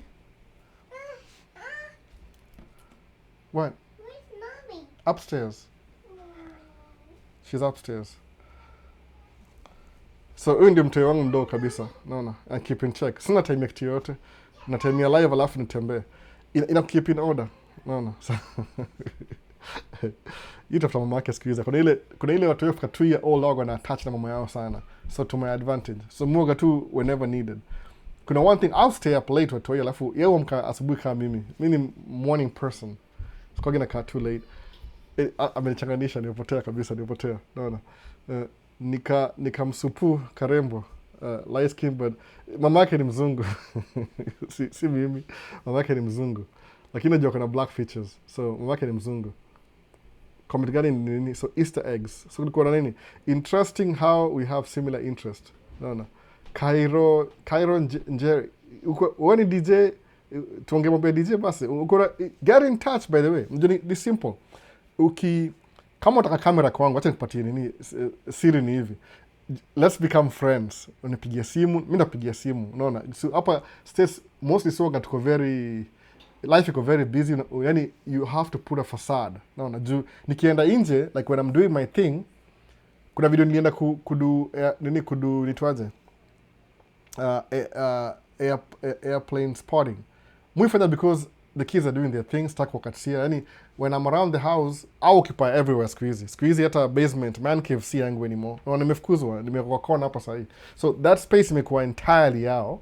Alafu kuna upstairs, alafu kuna yani every floor kuna kila mtu kuna space yake. So mimi nimewachapa this is the farthest corner ya nyumba kabisa. East side, naona. Sijikanisha kupatia tour. Hakuna tour though. So wamenifinya kwa kona moja. I'm actually naweza gusa hapa, unaona kuna the story hapa ni kama storage. Unaona ndege zangu ndio hizi hapa, ndege zangu zile ma model plane. So wamenifinya kabisa, umeona. So when they are doing their thing, mutoka naenda kwa nyumba, naenda kwa airport, kwenda kupiga picha. Why am I doing that? Because I'm struggling. I'm trying to figure out how to get good pictures hizo mandege while in motion. It's something I've never really done. Take pictures kama most of my photography ni vitu stationary. Naona. Kama any si stationary vile, kama ni wedding, somebody's walking at what? Nini? 4 miles an hour, ile pole you is a truck. Lakini ndege kama hiyo ni ngumu bana. Na change setting na I miss. So I'm really practicing how to do it. Sababu nimegundua another thing ina happen ile kuna ma air show. Hizo happen all over the world. Kuna ya Dubai ndio the best. Naona. So what can I do with my photography? Take pictures. Just take pictures of everything. Answer nature. Enda people. Just chukua photography. Hang your camera. Go to the park. Take pictures of everything, by the way. Alafu, the beauty of it, to know if you did a good job or not, when you're editing, utajua. Uko out of focus, uko in focus, hivyo. No. It's the same in Kenya too. Why do you think just because you in states it's different? I don't think it's different. Nasema tu ile I'm talking about, you're talking about old Kenya. No, I'm talking about the same thing kama ile yani by the way, Drew Budin, my own experience. So mimi siko Kenya. I'll be lying kusema mimi niko Kenya. If it's the same, that's good to know. No. So where do you sell your pictures? Mimi nakwambia kweli kabisa. Kama okay, photography. For example, I'm going to give you an example. Delta imenunua ndege mpya. They just bought a brand new plane. Ni Boeing, ama ni Delta kwa kina Boeing mingi. Tuseme ni Airbus A350-900. Imefly the first flight to Atlanta. Alafu wame-reassign maybe an old plane that inachukua ile route ya Amsterdam to Minneapolis to Amsterdam. Imekam kwa airport leo. Kuna app mtu itwa Flight Radar. Nione imekuja hapa, it's coming to Minneapolis today. Sawa. I'll go to the airport. Nikishapiga picha hiyo, when I take a picture, I can sell my picture to a website. Wanatumia hiyo picture kufanyia maybe kuuza kwa every time somebody pays for it unapewa commission. Photography man ni endless. Ni ile tu mimi sina hiyo time, alafu for that kind of pedigree utapata ni ile, so mu prefer hivi, mi niko more strong na video. I like video kwa sababu nasema hivi, just to be selfish, kwangu video iko more appealing than photography. Kwa nini? Ni moving pictures, ni real. Sawa? Kama kuna mtu ameniambia nimfanyie DJ ya wedding, aje nipigie simu amechange mind. Nisha move on kwa hiyo story. Unaona, juu nipatia price tag, aka move on. So that means they're not serious about their wedding. Unaona, utatafuta mtu ako cheap.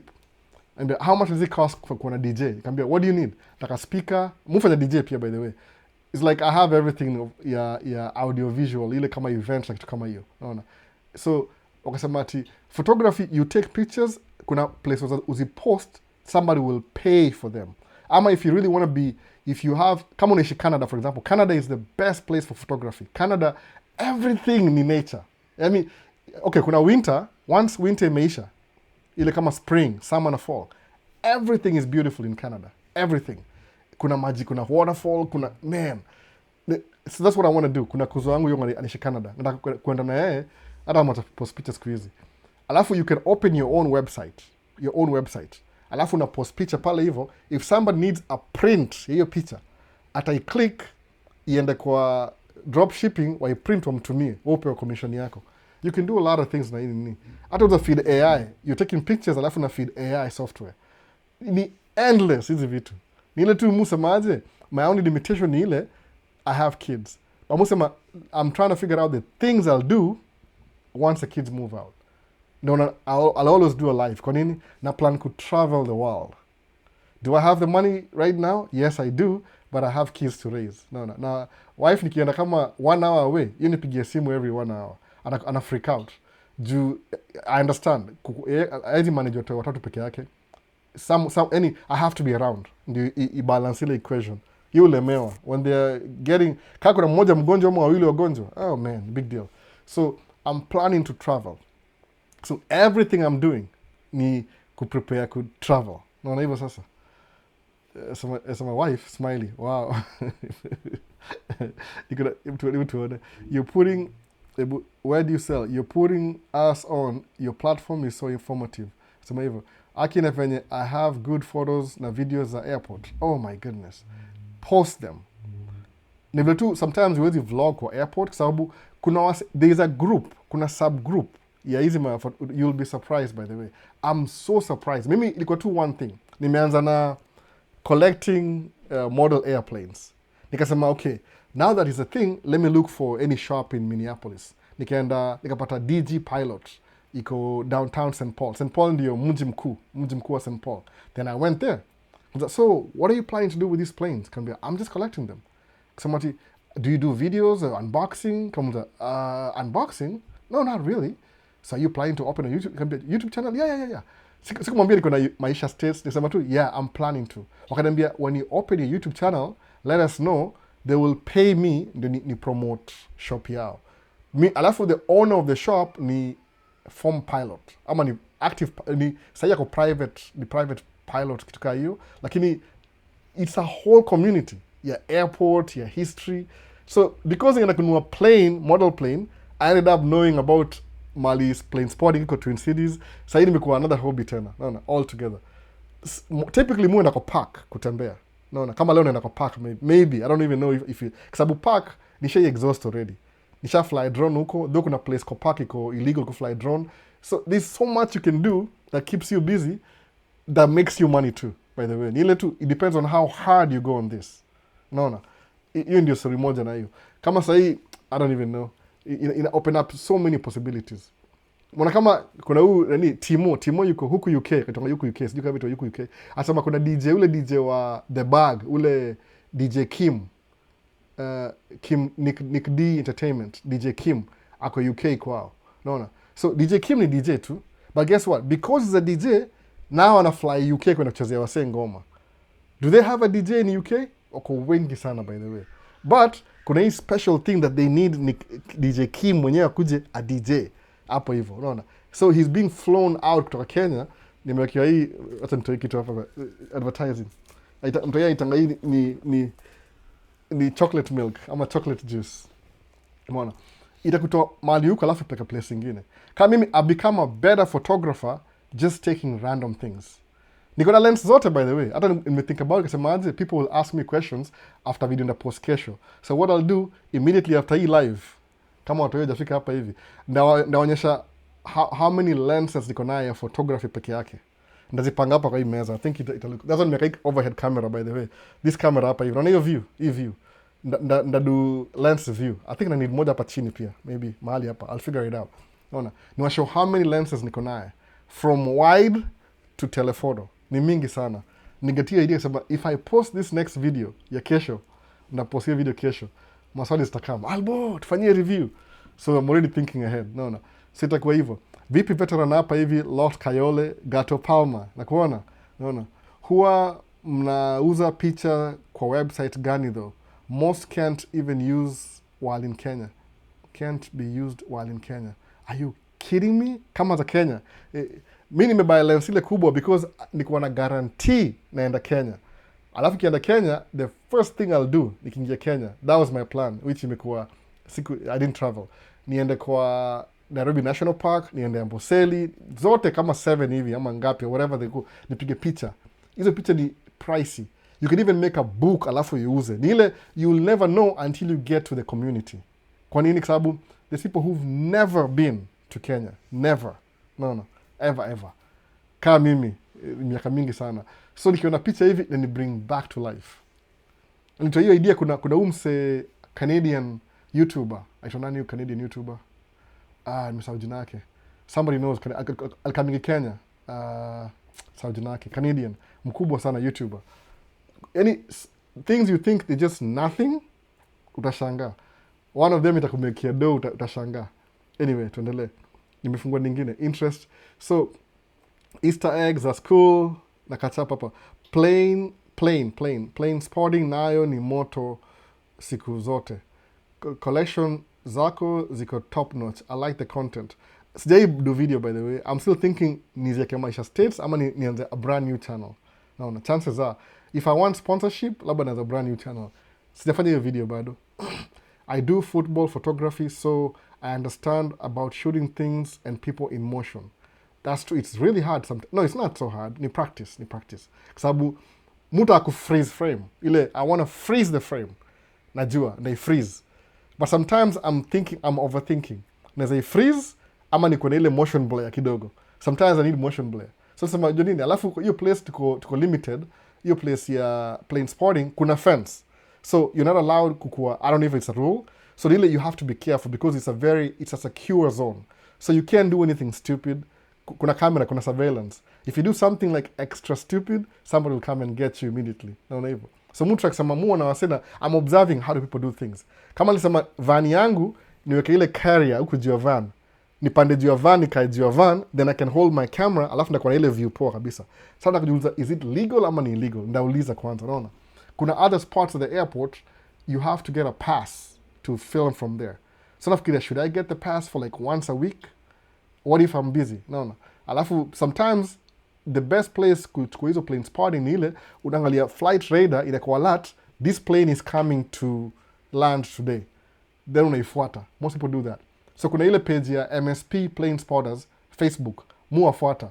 Wanasema leo, kuna good livery is coming through. Ni community. It's a very small, tight community, but kuna ile belonging. No.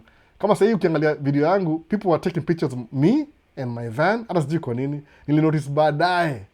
The camera was running. No. They want to know who I am. Kwa sababu kama wanajuana already, washinda, who's this black guy? We've never seen him in the group. No. Au nita Maish. Wasema Maisha. Ni 2 words kwa. Ina sound hivyo. Bala Maisha. So tuendele. I realize I only listen without following you. Oh, you should follow. Come on. Follow. Smiles, follow.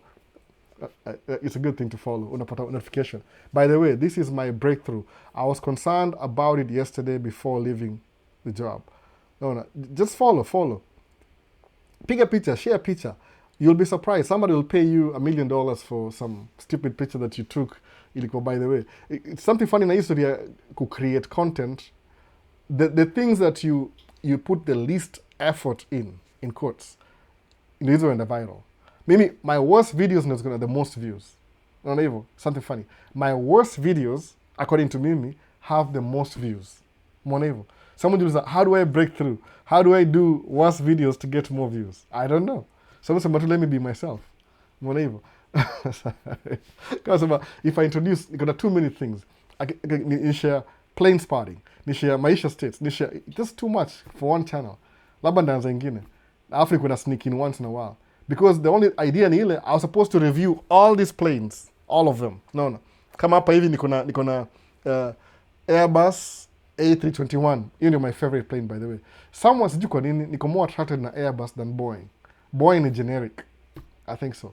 So Airbus inakaa tu different kidogo. Especially ile the longest one ya narrow body. The longest narrow body ni A321 Neo. Hiyo ndio latest Neo.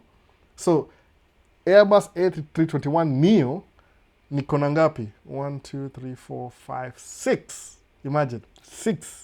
Niko na Spirit Airline, JetBlue, Delta, United, American Airlines. 6. Aya, Boeing too common. Anyway, so ni something yani. Hata wasewa nini watu wa Facebook page, they don't really know that I collect planes. They don't know. Watakuwa surprised. But ni ile semaje, nifanye ama nifanye incorporation nikwe nafanya voiceover ndio na post Maisha states because it's something you can pick up from. No, alafu kuwe nayo alafu you start like making money from it. In world, crazy world. People make money working from home, doing really funny things, stupid things from home. Anyway, say it's stupid in a way. It looks like it's mindless, but there's a group that actually pays to see that. No. Nimesajina hiyo YouTuber. I have great interest in photography, videography, aviation, as well as there's so many endless possibilities. And a JKIA, by the way. Nimona JKIA, iko na more traffic than hata Minneapolis and Paul. Yani, see more traffic ya cargo planes, JKIA, than Minneapolis and Paul. Hapa supata 3 ama ni 2. Hata sijui ni ngapi.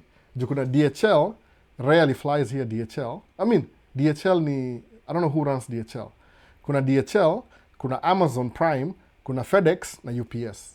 No. Si ndege mingi sana. Kenya kuna sijui ni Ethiopian Airline Cargo, Emirates. And take hizo planes zikiland. Just find a spot. Maybe zikamkuland, zikitake off. Chukua simu. Anza nayo hivi, lock.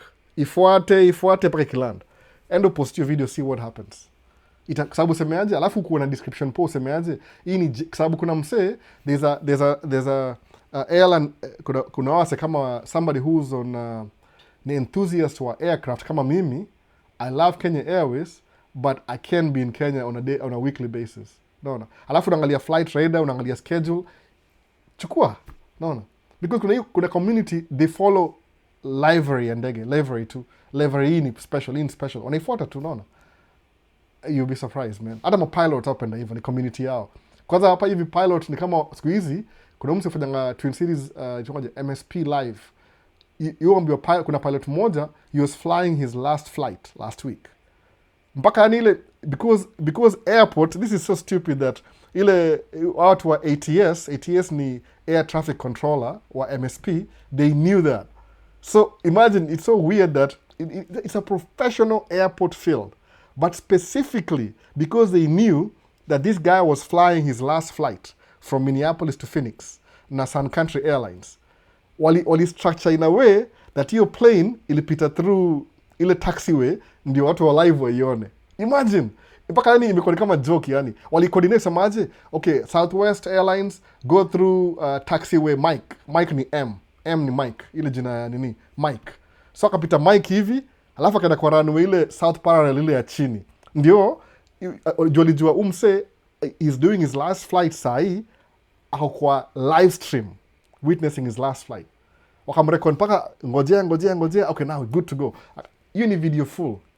I was watching from home, because I wish I did that. Kwa nini? Because this guy can pay you just to have that video of his last flight with the Sun Country Airlines. Unaona hivyo sasa? Ina cartoon nothingness, but it makes sense. Mimi na picha za watu, nipiga picha watu 15 years ago. Niko nazo mpaka leo. Kuna watu wamekufa. They're dead. I have their pictures. kwa sababu ya event fulani ili happen. Unaona? Kama sahii kama uko YouTube, culprit, I'm here with a swimsuit. Naona huyu Virox X181. Niko na picha za Virox compromising. I'm just kidding. Ni best yangu Virox. Ako YouTube. Niko na picha zake za 15 years ago when he was skinny. Naona. Sahii ako na kitambi, ni mkubwa, amenona. So alikuwa very skinny boy. I have his pictures with his girlfriend. I'm just kidding. But kuna watu niko na picha za wase 15 years sahii. One day somebody wants their picture from 15 years ago. Niko nayo. Unaona? Kama itakuwa corrupted na memory, nimezi back up mara mingi sana. Umeona? Lakini the funny thing ni ile video takes more space than photography. So you could be hata music.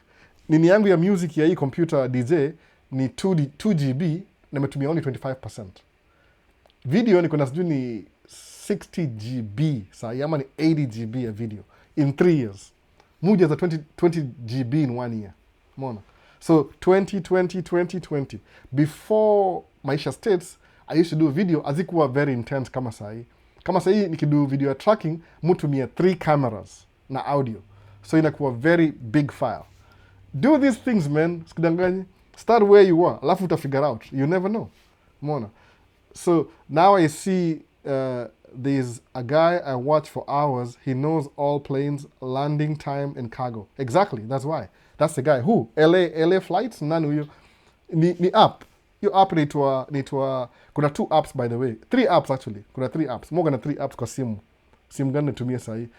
Kuna ile unasikiza ile communication ya nini? Ya ground, ATS, air traffic controller, ground. Kuna ile ya air na ground. So unaka simultaneously. I'll do that one day. Watcha, I'm trying to figure out how to get the videos good first.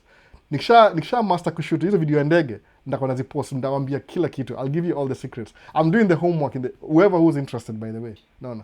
Everything. Alafu nimegundua I can stick my camera kwa hiyo nini pia muone exactly what I'm doing. More na share sababu utaanza na you know the information, which plane is coming through, what they're talking about, ndege ni gani, everything in place. Inakuwa more exciting. Hata ukiboeka nayo, you'll pick on something else. No. Sababu mimi nimekuwa more kama na evolve every few months na evolve. I learn something new. Nakuwa excited. Kama say plane spotting, I'm so excited. Nile right now we're not so busy working, so I'm not making money. So whatever money I have in my reserve. Tukiwa kudu job kidogo hivi ni catch up na bills na kila kitu. I'll be buying 1 plane every month. Meaning 1 plane in 1 video every month. No, you never know. Alafu because sija make video hizi zingine, all of a sudden I know everything about planes. All of a sudden, and I'm learning more and more. Mona kama mse huyu aitonga Sam Choi ni yes yata ni plane spotter anymore. Ni kama he's paid to promote airlines kitu kaa hiyo. Naona anakuanga TikTok. Jina yake nani simjui kabisa. I have a Kodak, Sony and GoPro. Okay, kwa photography GoPro is not the best. GoPro ni action camera. Alafu Kodak sijui ni gani exactly uko nayo. Lakini Sony, if it's like my kind of Sony ni mzuri by the way. I recommend Sony. Because Sony kona so much of lens options. You'll never miss. Like Sony, isn't it Sigma? Naona hii. This is one of the best, kama uko na camera APS-C, hata imekuwa replaced by the way. Hii ni 16mm 1.4 lens. Naona hii lens hii ni Sony E-mount. Hii ni Sigma, but ni Sony E-mount. This is one of the best lens ya podcast. Nikianza video, I was using this. Kamera yangu siku hizi ni full frame. Nikirecord na hii, haitakuwa na nini, itakuwa na ile vignetting, itakuwa na ile itangaje vignetting. Ile iko na kama black spots on the side. Frame ni, yani, haitoshei kwa frame. Sensor ni ndogo hivi, frame ni kubwa. Vignetting. I don't know what do you call that in Swahili, sijui hata. Ni kama angalia kwa video, angalia icona hapa, icona hapa hivi, icona, hii black hii ndio vignetting. Ile lens ijatoshea kwa nini kwa frame vizuri. Mtu mia full frame siku hizi. Unaanza something, it keeps you busy. Alafu una learn so much. Kile nimegundua in life ni ile, the reason why Morgan anashare hizi vitu ni ile, life is so detailed. You have no idea.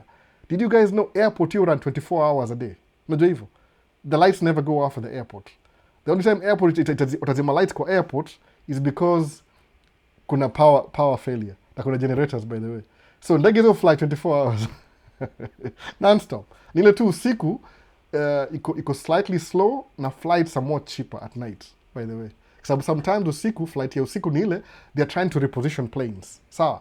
Kama tuseme hii ndege kawaida, kuna ndege za hapa hivi kama Delta, dedicated route. Sijui ni every other day ama daily. Flight to Tokyo, Haneda, Tokyo, Haneda. Haneda ni ile airport tonga Haneda, kama vile JKIA. No, Nairobi JKIA. Jomo Kenyatta International Airport. NBO, ndio number airport code. So kuna ndege na fly from Minneapolis to Tokyo, Haneda. Daily. Sawa. Sometimes ilikam na watu ikawacha Seattle. Then ikachukua watu local from Seattle ikawa bring Minneapolis usiku. Kwa nini? They are positioned the plane, ndiko hapa asubuhi, they rudi back to Tokyo. Hizi plane, hizo spend out of 24 hours, I think 18 hours iko kwa hewa. No. That's how they make money. Ujiulize, how much money does a plane make? Flight moja kama tuseme, tuone kama nini, ile Airbus A3, ile ya Dubai, tongaje? Emirates A380. Ile ndege kubwa ile. Ikifly hivi, kutoka kwenda kama tuseme Dubai to London, $400,000 US dollars. Imagine. $400,000 US dollars one trip. Imagine. Did you know that? I didn't know that. Lakini because expenses ni mob, they'll only keep maybe, which is good business practice, they'll keep maybe 30% of your 400,000. So probably, wata keep kama 100,000 per trip. But hiyo ndege ina fly hivi, ina land. 3 hours nageuka inarudi tena. No. Another 400,000. Ndege ibeba watu pekee, ibangi watu pekee yake. Huku chini kuna cargo. No. The bigger the plane, wide body, that's only very strange. Unapata hizi ndege ndogo, kama tuseme Airbus A321 Neo, ina passenger karibu, passenger capacity ngapi? Depends na configuration. Kuna ile kuna first class, hata sijui siwezi approximate exactly. Tuseme kama, hata siwezi approximate. Unapata kama hii Boeing 737 Kenya Airways, hiyo kama watu 180 hivi, 180. So ndege mbili, whatever international in about 300. International kama ingekuwa na first class, is about watu 400 or 500. Ni vile, there's no need to do that because kuna watu kama the first class seats, kama zile the first class seats, 8 peke yake, they can pay for all the airplane expenses. Nyi watu economy, new fly for free. No. Nyi hata amko kwa profit margin. Nyi lipia mafuta. Na ama mnalipa watu wa first class ndio lipia ndege, by the way. Kuna hizo mahesabu hizo. Everything iko na detail. Naona. Watu wa ground crew kuna detail. Watu wa aircraft kuna detail. Did you know that? No, I didn't. Lakini sasa the more unaanza kufanya hizi vitu, the more unaona there's so much content I can create. Hata kuna wale watu wako na hiyo background ya news. They produce documentaries in their house. They even leave the house. Wamekaa tu chini. I wish I was that kind of guy. Me, niko na exposure ya I can buy any equipment I want. At least kwa prosumer level. Si professional, prosumer. Kama consumer na prosumer level. I can buy if I need it. Ngikuwa timi niko na background ya news na nini. Niko na documentary daily. No. So exploit hizi vitu. Anza pole to lead you to some place. No, Varox, I'm here in my swimwear. Anyway, tuendelee. So Santos Kinara, I will search. Hi, name ni Sam Choi. In YouTube too, follow him. Yeah, follow Sam Choi. The last video me post ilikuwa nini? Emirates. Ethiopian Airline nimewatch. Niko na notification. Hata si ali ni influence, by the way. I used to watch him for fun. But now that nimeanza kwenda mambo ya plane, now when he speaks, I understand. No. I understand exactly what he's saying. Before sikuwa najua, niko tu ile casual na Sam Choi. Alikam Kenya pia, Kenya Airways, ameenda all over the place. Ana fly for free. They let him go through. Ni kama marketing sasa. No.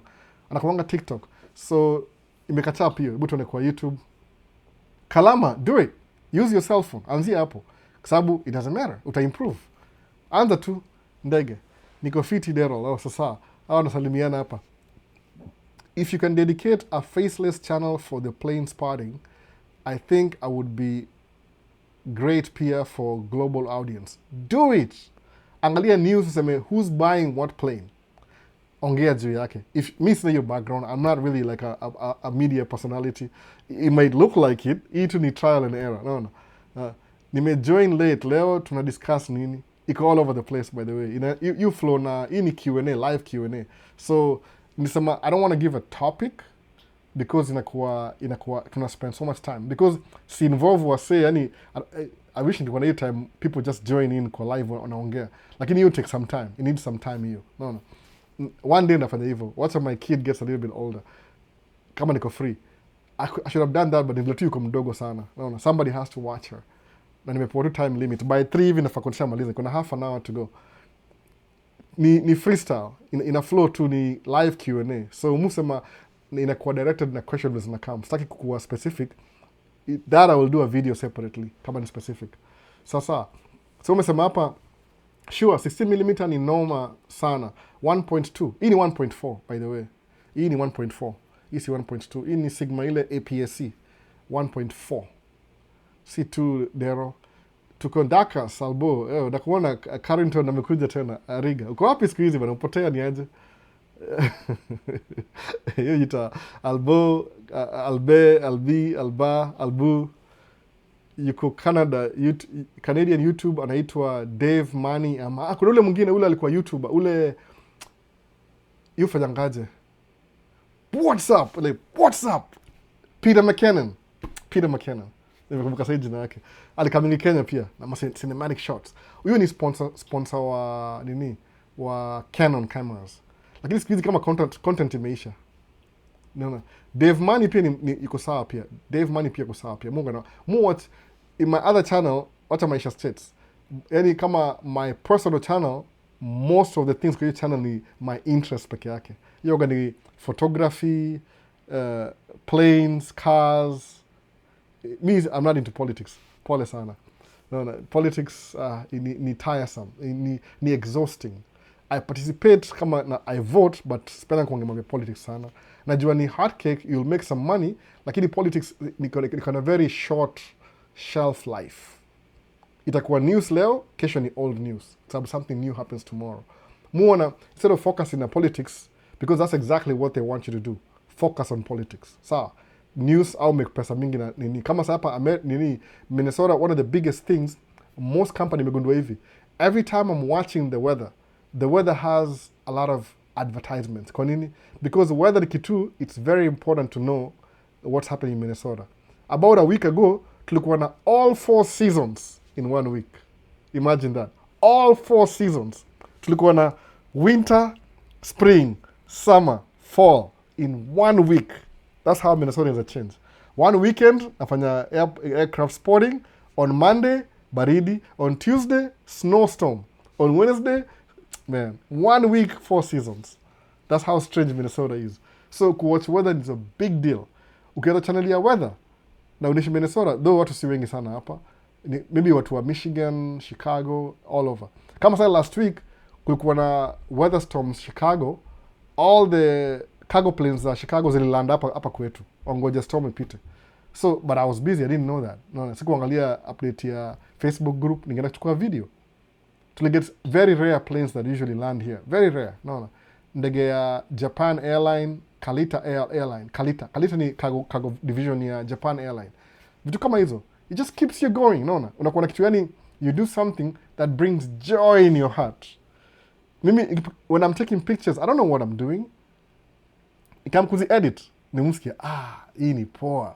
Nailed it. Kwa sababu siku hizi mujua nga difference. Yani ile, ukikaa chini, ni kama full circle. Like, if you want to know how to shoot your video, go edit the nikamisi, no. So muka nile, alafu na realize when I'm watching a professional do it, and I mention exactly what I was experiencing when I'm editing the picture, like, oh, so meaning hii accident yangu by accident, I'm becoming a professional by accident. Mona, ile doing things really helps you move to the next level. Like wagi bure, by the way, every time. Kama sahi, nimelani kufocus na hii kamera yangu. Hii kamera nimeivuruga yani mpaka sahi. About nikidu video, nikibai kamera, niko najua 30% of everything. Sahi niko 90%. No. So people were making fun of me kwa TikTok. Unabai kamera hata ujui kutumia. Then. No. Sahi, do you have a software to edit? Yeah, photography mutumia Adobe, Lightroom. Alafu video mutumia itongaje CapCut, ile CapCut tu, but ile PC version, PC. CapCut is good. I don't know, sijui kama nailipia professional, kuna vitu munga na miss because ukitumia CapCut, generally everything iko available except when you want to do something kama kuseme kuadjust volume, vitu kaa hizo, ile ku level inakataa because that's a pro feature, so you have to pay for it. Tumia tu CapCut, unaona, do your video, throw it kwa PC, fungua CapCut. Kuna hii ya simu, but mimi simu maybe nazeeka, simu the screen is too small. Screen yangu ya kuedit ni kama 27 inch screen, this big, kitu kaa hiyo, sijui, I don't know how big that is, but in 27 inch screen yangu nione every detail. So mungu nafungua mu edit na kama tuseme 5 minute any, I want to see 1 5 10 20 5 minute increments kwa edit yangu. So naangalianga vitu yani every 5 minutes what's happening kwa hiyo video. That's how I edit. Alafu na trim na kata, mostly because nimekuwa so familiar na what I'm doing. Kama na drive gari, I don't have to edit anything, kwa sababu kuna waswali niambia, Albo, tutakuwa na barabara. So usema, okay, sasa ile kamera ya mbele sitaigusa, itabaki tu kirun continuously. Actually, mu run 3 cameras at the same time. 3 cameras at the same time. Ni ile na edit hapa. Alafu na keeping ile original footage pia for use for later, for the future. Ni ile kamera yangu ya mbele, I wish I had a better camera. Ama hata sijui ni gani natumia. Because it would be nice if I could use my big cameras, but when you're driving ni public, unaona. So do you have a software? Kama utakujua hizi vitu, get in touch, uniulize maswali. Alafu if you're doing it, utalearn, by the way. Lightroom, nikianza, nobody taught me, by the way. Niliambiwa na mse fulani ati I use Lightroom Classic. Kama oh, how much do you pay? Akasema $7. Nikamwambia, oh, do you have time? I can come to your house, you teach me how to do it? Nikamwambia, no, I don't have time. Alikuwa mzungu, alinicut off. No. Nikanyamaza tu, nikaibuy, nikaanza kuitumia. One day ili click tu. Nika click tu. Sasa kuna new software kuna AI edit, but ni ile nimekuwa so comfortable kuitumia, muitumia on a daily basis. Lightroom ku edit picture. Just unakuja kuunderstand, unaona, okay, hapa learn, unaona. Alafu uzuri si paid job, unaona. So thanks for the info. I lost a remote job due I feared sina experience. Oh, please don't do that, man. Learn. Who will know? Remote job, as long as you can do the basics, hawatajua. Alafu una learn. Kuna one of my friends, you do remote jobs, by the way, full time. I think the last 4 years ako full time remote job. Amekuwa so experienced that anaweza do job mbili at the same time. She's working 2 jobs at the same time. Na bado kuna watoto, bado kuna job mbili, you make a lot of money because hawakuoni, naona, au naangalia tu ile output. Are you doing what you're supposed to? Yep. Naona, I wish nilikuwa na hiyo inclination. Ni ile tu mimi, I have to take tracking very seriously, kwa sababu number 1 ndio my main primary source of income ni tracking. Alafu niko na so much experience nayo. Alafu to be honest, I like being out there on the road full time. I love it. The only problem with tracking ni ile, we sit a lot. I wish you could be moving too. No. I'm trained huku US, I think ni ignorance too. Ingia full time. You're leaving cash on the table, by the way. Kama ujue hivyo. You're leaving cash on the table. So imagine I'm doing this live kwa almost a professional setup for free. Na wewe, if you're getting paid. Kuna watu mujua kwa hawa yao, kuna ofisi kama hizi, they are getting paid. Hata sihizi wataja jina kabisa. Labda ndawa interview utawaambia siku moja. Unajua kuna watu, sometimes ukisema itawaribia nini yao. I understand. Not everybody will tell you all the information. Sometimes kugusia tu. You have to be close to them. They will tell you everything. That, to be honest, as much as Morgan share, mushare vitu zinanihusu mimi, si watu wengine, because suppose ukiambia msee ati umuinterview, seme, hey, ni aje tufanye live nikuinterview. So, wewe do job ngapi per day? Mimi na job 3. 2 ni online. Niitwaje? Moja ni Delta, ingine ni United. Ashajiuza, alafu na post your video. They might lose their job because of your video. Umeona sasa? So lazima useme aje? Mwambianga wase nikuinterview, ongea tu ile juju, siende deep sana, ile kitu iko acceptable. Sometimes you don't want to lose your job juu ya interview, naona. Na juu social media, but hey, people watch everything nowadays. Utapata mdosi wako kumbe yeye ana watch Maisha States. Alafu asikie, usi ni employee wangu. Mande umevutwa job. Umeona, juu ulijiuza. Think about it. Fanya hivyo, by the way. Invest na if you work from home. Hii setup ni ya home kabisa. Niko na light, screen, camera, all the audio, all the video, everything. So if I was working from home, itakuwa the most professional setup sahi as we speak. Ndio hii hapa, angalia. Angalia hiyo, hii ni table. Already hii ni mat tu, hii ni mat. Na hii ni mat, angalia, mat. Hivyo. Alafu hii table ina move. It moves. Kama nikuja hapa kwa camera 1, hapa angalia, kuna maswitch hapa hivi. Sijui kama mtaona, hata sijui kama naona kile nafanya. Kuna maswitch hapa hivi hapa. Kuna up and down. So nikihit hii ita move kwenda juu. Unaona? Alafu irudi chini. Unaona? So ndio inakaribia ikienda hivyo juu. So this is a pretty much professional setup kind of. You'll make money with this setup. Kabisa. Na hii vitu okay, najua they could be expensive because it's by kitambo for a different reason. You can put things together that will make you money. You'll pay back for everything. Okay, invest. Utashanga sana. Unaona? Working from home, man. I like being out. Mimi sijui kama kaa hivi niangalie camera the whole day. I wish niko na hiyo ability. I like being out there. Unaona? Sana. If I could be paid taking photography full time, I'll do it any day. Unaona? So, waite creative media. It's fun if you want to know the nitty-gritty. Unaona? What's the name? Name ya nini kabisa? Niambie name. Dero Travels, you do video. What's the name? What name exactly? Show a 16mm. Nimesahau kila mtu. Tumeenda back to vitu mob sana. Mkitaka review nafanya review, by the way. Musema, I can share what I have. I have nothing to lose. I'm not going to lose my job kwa sababu ya nini. Mu drive truck, so unrelated. No.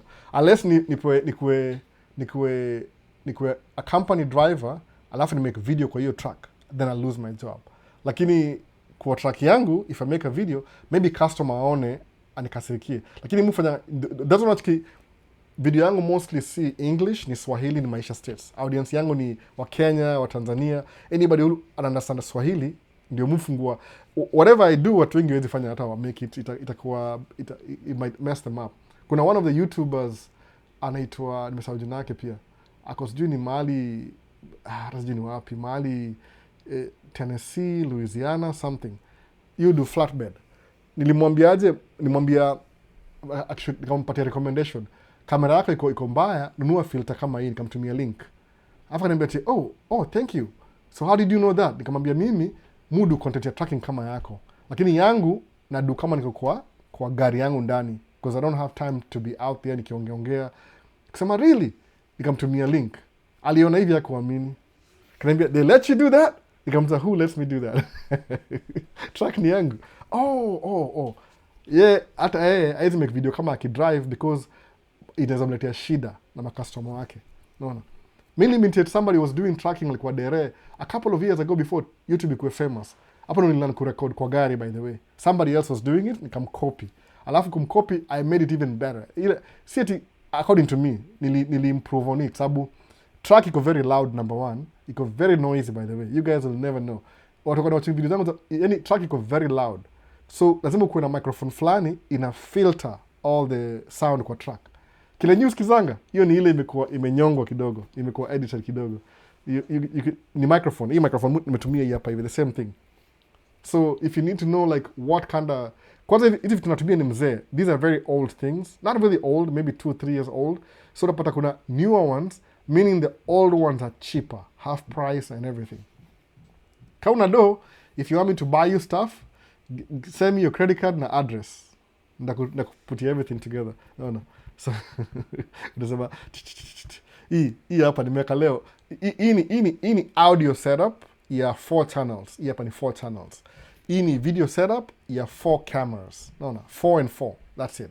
But if you want, utakuwa na 8 cameras. Ama 16 cameras. Ama ununue hizi mbili, una camera everywhere. No. Kama Michelle Obama, yutumia Michelle Obama kuna podcast, by the way. Michelle Obama itonga IMO. Michelle Obama, President Obama's wife. Akona podcast. Au tumia 8 camera system. Ni ile kuna camera wherever the guest is, inaangalia kuna hapa. Ni kama degrees ile inaenda. Wana camera mob sana hiyo set yao. Too many cameras. No. So but they have a crew. Kuna crew ina record everything. I wish I could do that for a living. Somebody has a podcast on a weekly basis. Client na mrecord alafu ananilipa. Oh, I would love that. Unaona? Na kama na equipment na wacha hapo, I would love that. But things like that lazima we create ama to team up na mtu, somebody else, because kuna jobs zingine kama za production you can't do it alone. Itakuwa because sometimes you need 2 or 3 minds pamoja, labda tu collab na msee. Kuna msee mfuata aitwanga jina yake ni nani, you do corporate gigs, nimesahau jina yake, corporate JT, alikuwa hapa Minneapolis, na get in touch na yeye alafu nimfuate, though sijui I don't know. Unaona? Anyway, story mob. So sangapi? Niko na 15 minutes. Kama una swali uliza. Unaona, tumekuwa hapa for a long time. Hata nime lose TikTok nini? Chiki nimeka vibaya, hata siku notice for a long time. Nika move screen vibaya. I didn't even notice that for a long time. Man, this is terrible. And I'm doing a terrible job. So ni hivi, ukimisi live, by the way, if you miss the live, hautaona hivi hapa juu because I'm not recording. Lakini hii live yenyewe itakuwa available kwa YouTube, Maisha States YouTube channel. Alafu hiyo playlist inaitwa Man Cave Talk Live. Utaona everything hapo, Man Cave Talk Live. Itakuwa na everything. Exactly what I'm doing right now, recording. That's what I can mention, tutajapaka jina yako, naona. Kama kwa YouTube akisema Dero Travels, asema nini Dero Travels, asema nice setup man, would love to have such a garage full of cameras and lenses. Comment yake itakuwa hiyo live immediately. Queen of Giduku, hey, nimemention jina yake. Akienda kuona live kwa YouTube, anasikia nimemention jina yake. I'm reading out the names, naona. Kama hii setup ni yako, Smiley, utaiona hapa hivyo, jina yako kuna jina yako real, jina yako ya nini Smiley. Utaona jina yako real kabisa, the same thing. Utaiona kabisa, utaiona. Naona. Kama kuna mixer you're good, iko halfway, ni Yamaha. Naona, ni Yamaha. So every time una nini, unaona, this talk has been amazing. Kalama, oh thank you. Ukuwa na nini, if you have a mixer, you're halfway in. Ni ile angalia how do you integrate the mixer kwa nini, kwa sababu mimi hii ni overkill. Everything hapa ni overkill, by the way. If you want, naweza fanya hiyo ni poa sana by the way.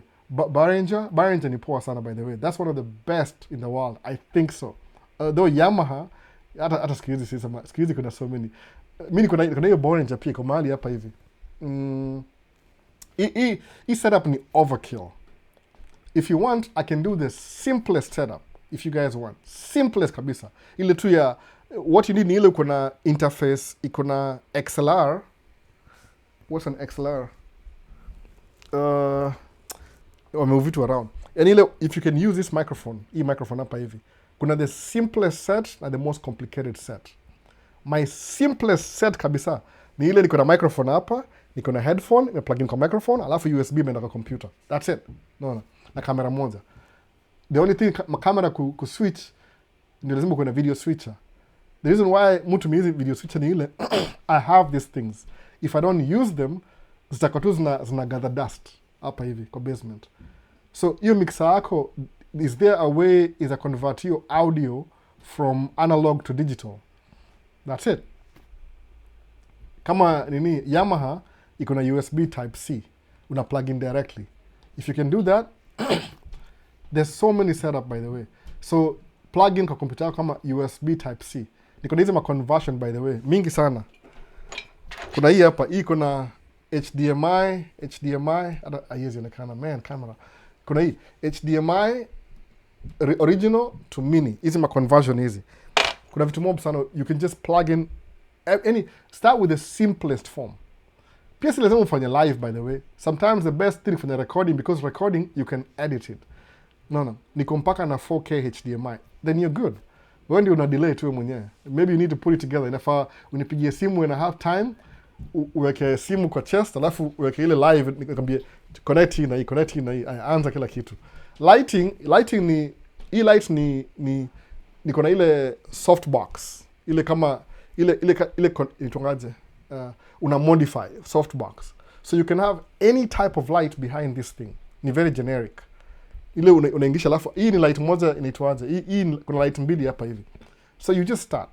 So uzuri yangu hii wall inanisaidia. The wall is helping me out. The wall. So what I did ni ile reduce light yangu a little bit lower kwa sababu najua wall iko white. So reduce this light kama hii. Hii iko, hebu nione. 15%, hii iko 10%. Imagine, this is not the brightest light, by the way.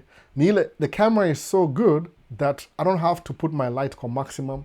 Hii iko 15%, hii iko 10%. All this light unaona hii, 15 na 10%. Naona? Because the camera is so good. Juu nini yangu, lens yangu ni 2.8. So, juu niko na white wall, I don't need to overexpose. Angalia overexpose, kama hii, overexpose itakuwa hivi. Kama ni light, naona? Sijui kama notice itakuwa bright. I'm going really slow. Angalia. Unaona ime overexpose. Kuna light hapa hivi, unaona? Inanichoma macho 100%. So na reduce mpaka 15%. That's how good it is. Zero. Na una practice too, by the way. Hata kuna msee professional. I don't know if there's any professional watching me anyway. Ni flattering. Lakini ni ile story una set up light na kwa the minimum. Unachukua light ya kawaida uweke sheets ile kama ile sheets, bed sheet ya white uifunike ndikuwe soft. If your camera is too powerful, you don't need too much light.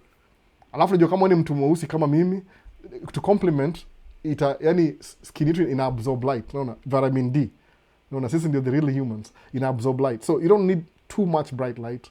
Ama the best thing, ende ufanye nje. Kama sasa tuseme if you're shooting in the morning, jua iko wapi? East in the morning. Enda mahali kama tumia kitambaa uweke hivi. Jua iko very powerful. Jua ni kama 100% ya jua ni camera equivalent gani? 600 watts ama kitu kaa hiyo. Iko too bright jua. Tafuta place kuna shade kidogo, alafu shoot kama jua iko pale, kaa kwa shade, alafu shoot kwa shade ukiface jua. Ama kitu kaa hiyo. Itakuwa tu ile natural kabisa light. Alafu uchukue picha umalize, uongee.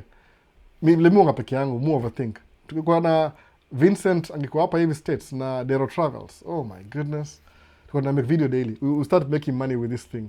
Tungepeleka to another level. Ile niko peke yangu. I have ideas but nobody around me supports me. Naona hivyo. So unawaka na same thing. Camera ni tool. Lights ni tool. Unaweza improvise. Unaweza kaa kwa nyumba hivi ufungue dirisha na utumie curtains na kuna very good video on a daily basis.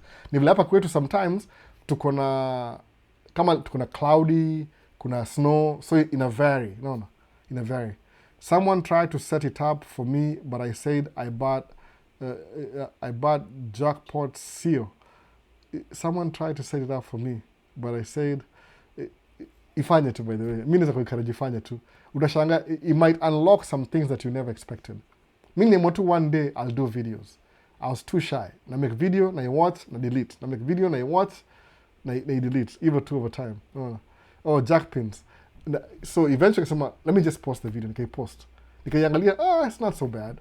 Maybe I need to be more creative. Niwache uoga. My first video nilifanya unboxing video ya ku-unbox ilikuwa nini? One of my audio recorder. Hata sijui iko wapi. It's somewhere in the house. But the audio recorder, that's the best ya kuchukua. Hata you can do it iko na channel ngapi? 1, 2 channel. Kuna 4 channel. Small itonga zoom, very small zoom. Unafanya naye podcast hiyo kabisa.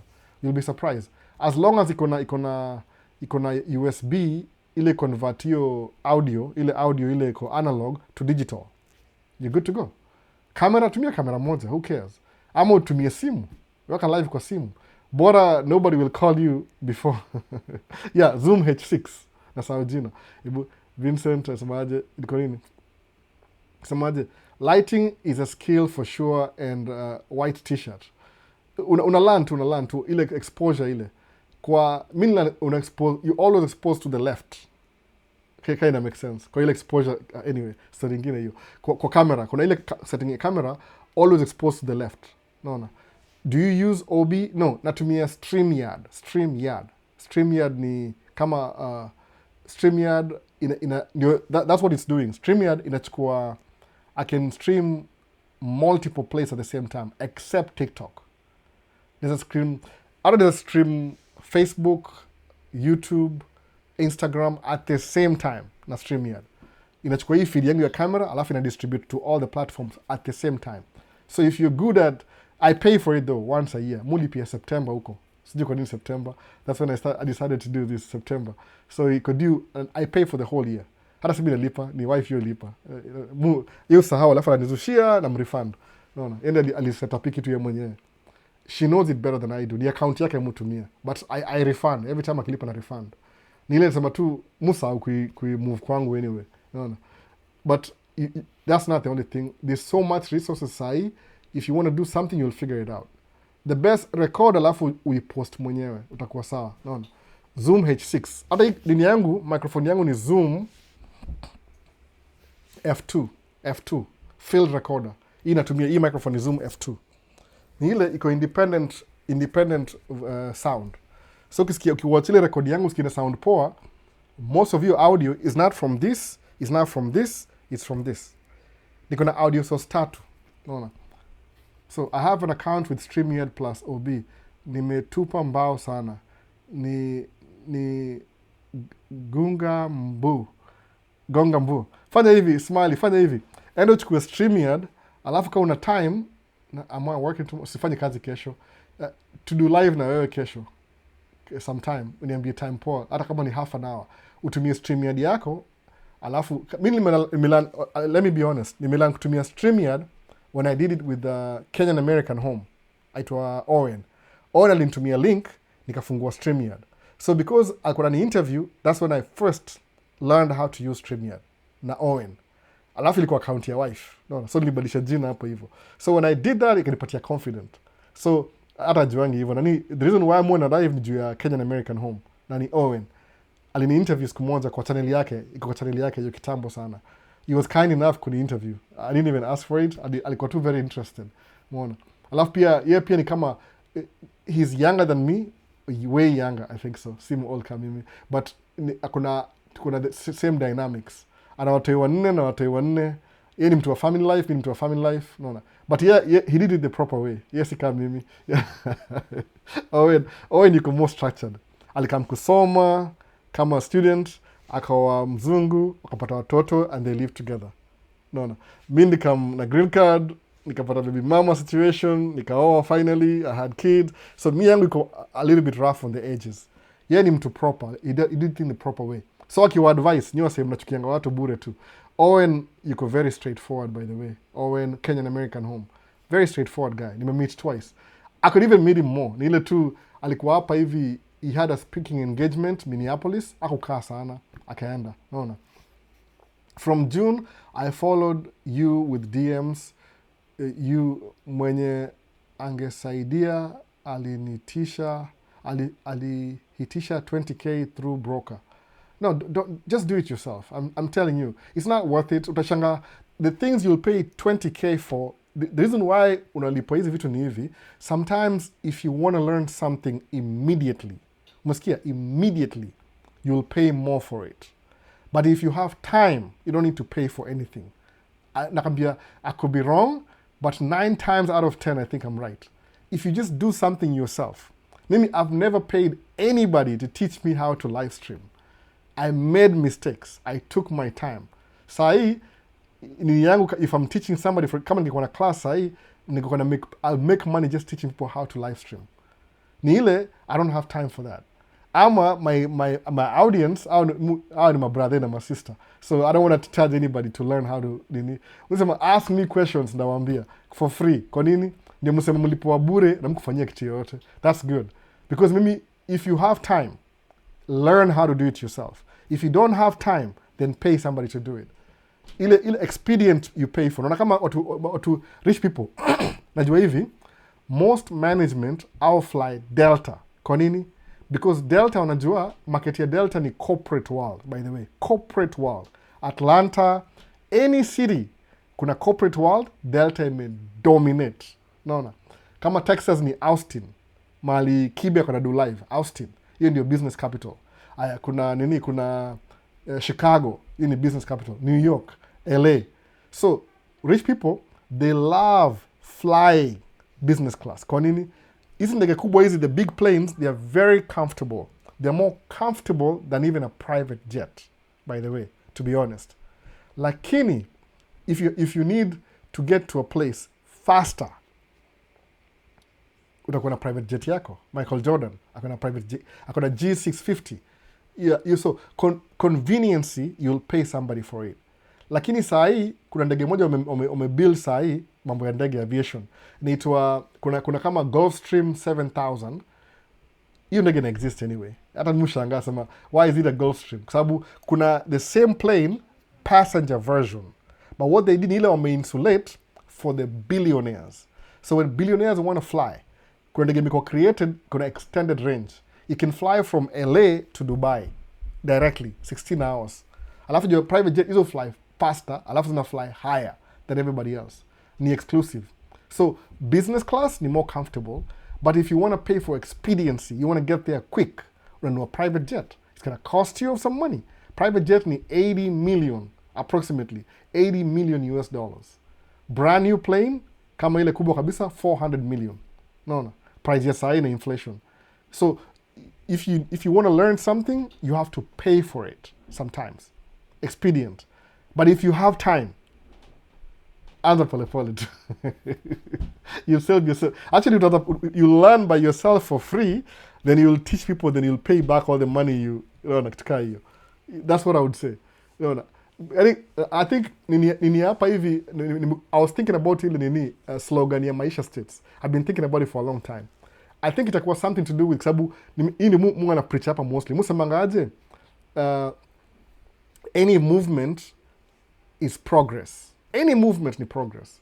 Hata kama ni 1 inch ni progress. Kwa nini? So ndakuwa na slogan fulani ina encapsulate hiyo my experience, ile learn by doing. Itakuwa, I think from maybe next month even ndakuwa na slogan ile ndio watu wakumbuke yani. Mimi everything I do ni learn by doing. Nimeanza business, learn by doing. Zero experience. Nimeanzia from scratch. I made all the dumb mistakes mpaka nikafika mahali I was a little bit comfortable. Hata who knows, maybe I'm still making mistakes. Ni ile tu saa hii ziko very small mpaka hazini affect largely. Kama there's a reason why nunuanga brand new trucks from the beginning. Kwa nini? Kuna experience ya brand new truck. Iko, this big experience ya brand new truck. Aiharibiki ovyo. So you focus on making money. Nimegundua nini?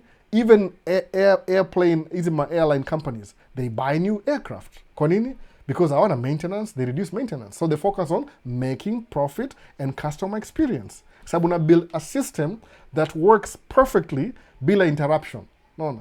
Kimemsi, mimi nataka kuwork hard, nisikile story nani alinigusa sana by the way. Niko very confused na IQ Watson by the way. Sababu stands zake za masculinity ziko too extreme, I think so. Naona? Hiyo ni ile yeye mwenyewe amechoose kuishi hiyo life ya masculinity, ile uongo ya sijui ati red pill blue pill. Full of shit. Hiyo ni full of shit. Hiyo ni fantasy world. It doesn't exist. Ati sijui ati a woman's job is anasema nini? For recreational use only. Please, come on. It's a whole human being. That's the dumbest idea ever. I think alifuata hiyo detour ikampeleka mbali sana. Ile story ya kibe na nini. That's red pill ni full of shit. People walikuwa ni grifters too. They were doing it for the money.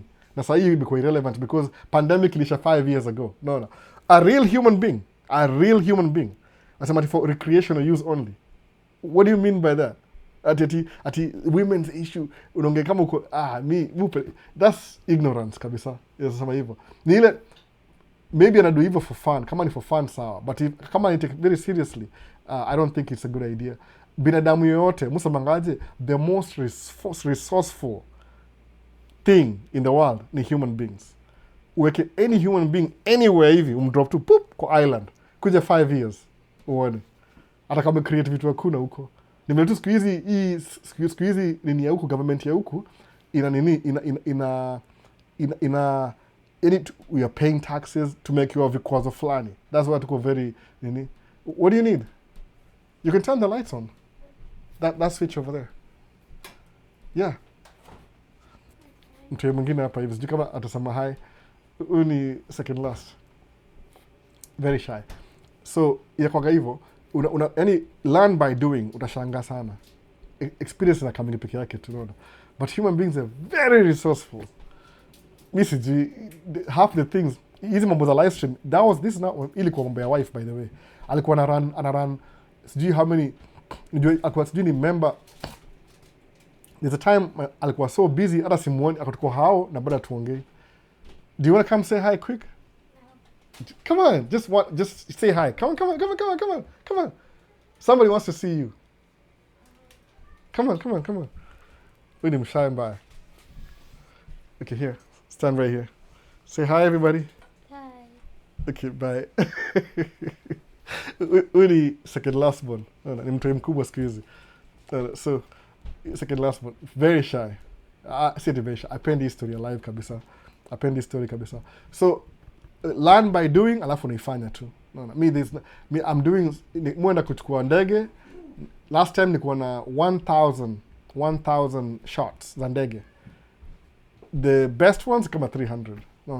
Nimefail, sijafail sana. Yeah, I know, I said like a few minutes. Mia dumped like all the dishwashing detergent in the sink. The whole thing. Good. The whole thing. She's learning how to do it. And she says Nini all the time. What? Nia. She says what? Nini. Nini? Yeah, Nini. Swahili word? Nini this, Nini that. Nini, Nini, Nini. Maybe she got that from my mom. Okay. I'll teach her Swahili. She's more receptive than everybody else. Let's see, Nini. So I think we better nimesahau nianzie wapi? Liko hapa hivi eh. Enyewe we are all even learning open-mindedness. Shout out to Owen pia. Owen alinifanyia live. Ili ilikuwa live kwa nini streamia. Nikaona ni software poa sana. Nilifungua on my end. Alafu ikakuwa hivyo. I think we get better in time in whatever we start from learning to do it ourselves. We're going to see the movie. You can see the movie? Yeah. Really? Mario. Oh, so I can continue doing the live. Are you leaving right now? Yeah. Okay, I'll come back. There's burritos on the stove. Mm-hmm. They need to be put away. Okay, I'll put them away. Okay. And there's sausages on the couch. Okay, I'll stop and come back and do a live. Get people in. You guys are going? Yeah. Okay, go. Oh my goodness, I didn't know that. So I said, nafanya hivi. No, not right now. Get out of the picture. Go. Not go away. Go. No, huggies first. No, go away. Okay, Go. hand huggies. Hand huggies. Handshake. Hand huggies. Handshake. Okay. Go away. I didn't even know that. So, you got, oh my goodness, this is the best day ever. So, I think, so nafanya hivi, namaliza live, alafu ni set up ile ya kucall in. Wanaenda, oh, this is the first time ever. No. So, ulibambua mlami. Alas, nilibambua, nimpata tu hapa hivi. Ilikuwa funny sana by the way. No. Mi kuna nimeapa ya kwamba star hiyo wa mlami. Ndawa nini? No. Unamfukuza. Oh, ujuangi anytime. Unajua au niwekea time hivi. Au niwekea time. I think kuna movie moja imetokea, movie moja ya watoi, sijui nitoaje. So nda kuachia movie. Hawako shule kesho. So kuna one day off pia kesho. Easter for the first time by the way. Wamepewa hiyo Easter, hiyo are very busy. Mostly au kuna Friday off alafu wanaenda shule Monday. So wasata kamelala. No. Kile nafanya ni hivi, ndamaliza live hii ya recorded nimalize, alafu then I'll come back wakishaenda. Nirudi alafu if you want to call in uingie, nda set up alafu to call in. Kwa TikTok. Sijui kama do both sides. Ndajaribu. Wanaenda, this is my happiest, I wish. No. Hata mimi itabidi nichange mentally. No. Changa mentally. But mimi sinanga ubaya na mtu by the way, kwa sababu kweli. Hata ukiniingilia ni ile tu nasema tu, let me act more human. Sina ubaya na mtu. Because sometimes somebody who like against wewe, ni ile tu anakumisunderstand. At least, most chances. Sijui. Kuna wase tu feel vibaya. Na it's given. Kuna wase kuona one, umse anajisikia bure. So msemaje, you might have that assumption, mimi najisikia. Sijisikii. Everything niko nayo nimebuild mimi mwenyewe. So hata ukinichukia just for being myself. How can I can't help it. I can't help it to be myself.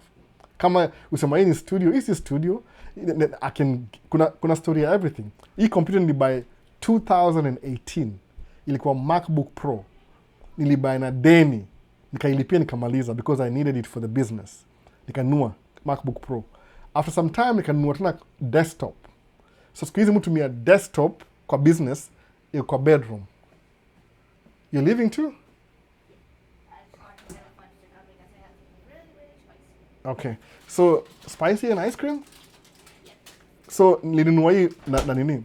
Come say hi, everybody's... Jura was here, come on. So, let me know not to water. Yeah. You're too tall. Say hi. Hello. Okay, that's good enough. Bye-bye. Bye bye. Watu wote wamekuja leo by the way. Ni mwashika wote. So unaanza tu. Wanaenda wamefurahi leo. Hataki mambo ya kamera kabisa. Hata sijui kama aliingia kwa out of focus kidogo. So yakoga hivyo unaanza tu kitu, anza tu, unaona? Kama wewe ni binadamu, yani as a human being, ile tu as a human being, ukiwa na msemo mwingine yule ame-succeed na wewe succeed, ile tu initial, ile bila kuthink, ile tu automatically utamchukia. I understand that by the way. Ni itonga envy, utachukia mtu. Sasa msemaje? Just pause kidogo, sema mbona chukia huyu mtu? Jiulize hivyo, yani kuwa na ile hold accountable just for a few minutes. Semaje, why do I feel this way? Aseme because they have something that I don't have. Umeona? Okay. Enda uongee nao. Sema acha niongee na yeye. Hey, how did you buy this Lamborghini? Wow. Me? Lamborghini? Actually, I didn't buy it. It's my company.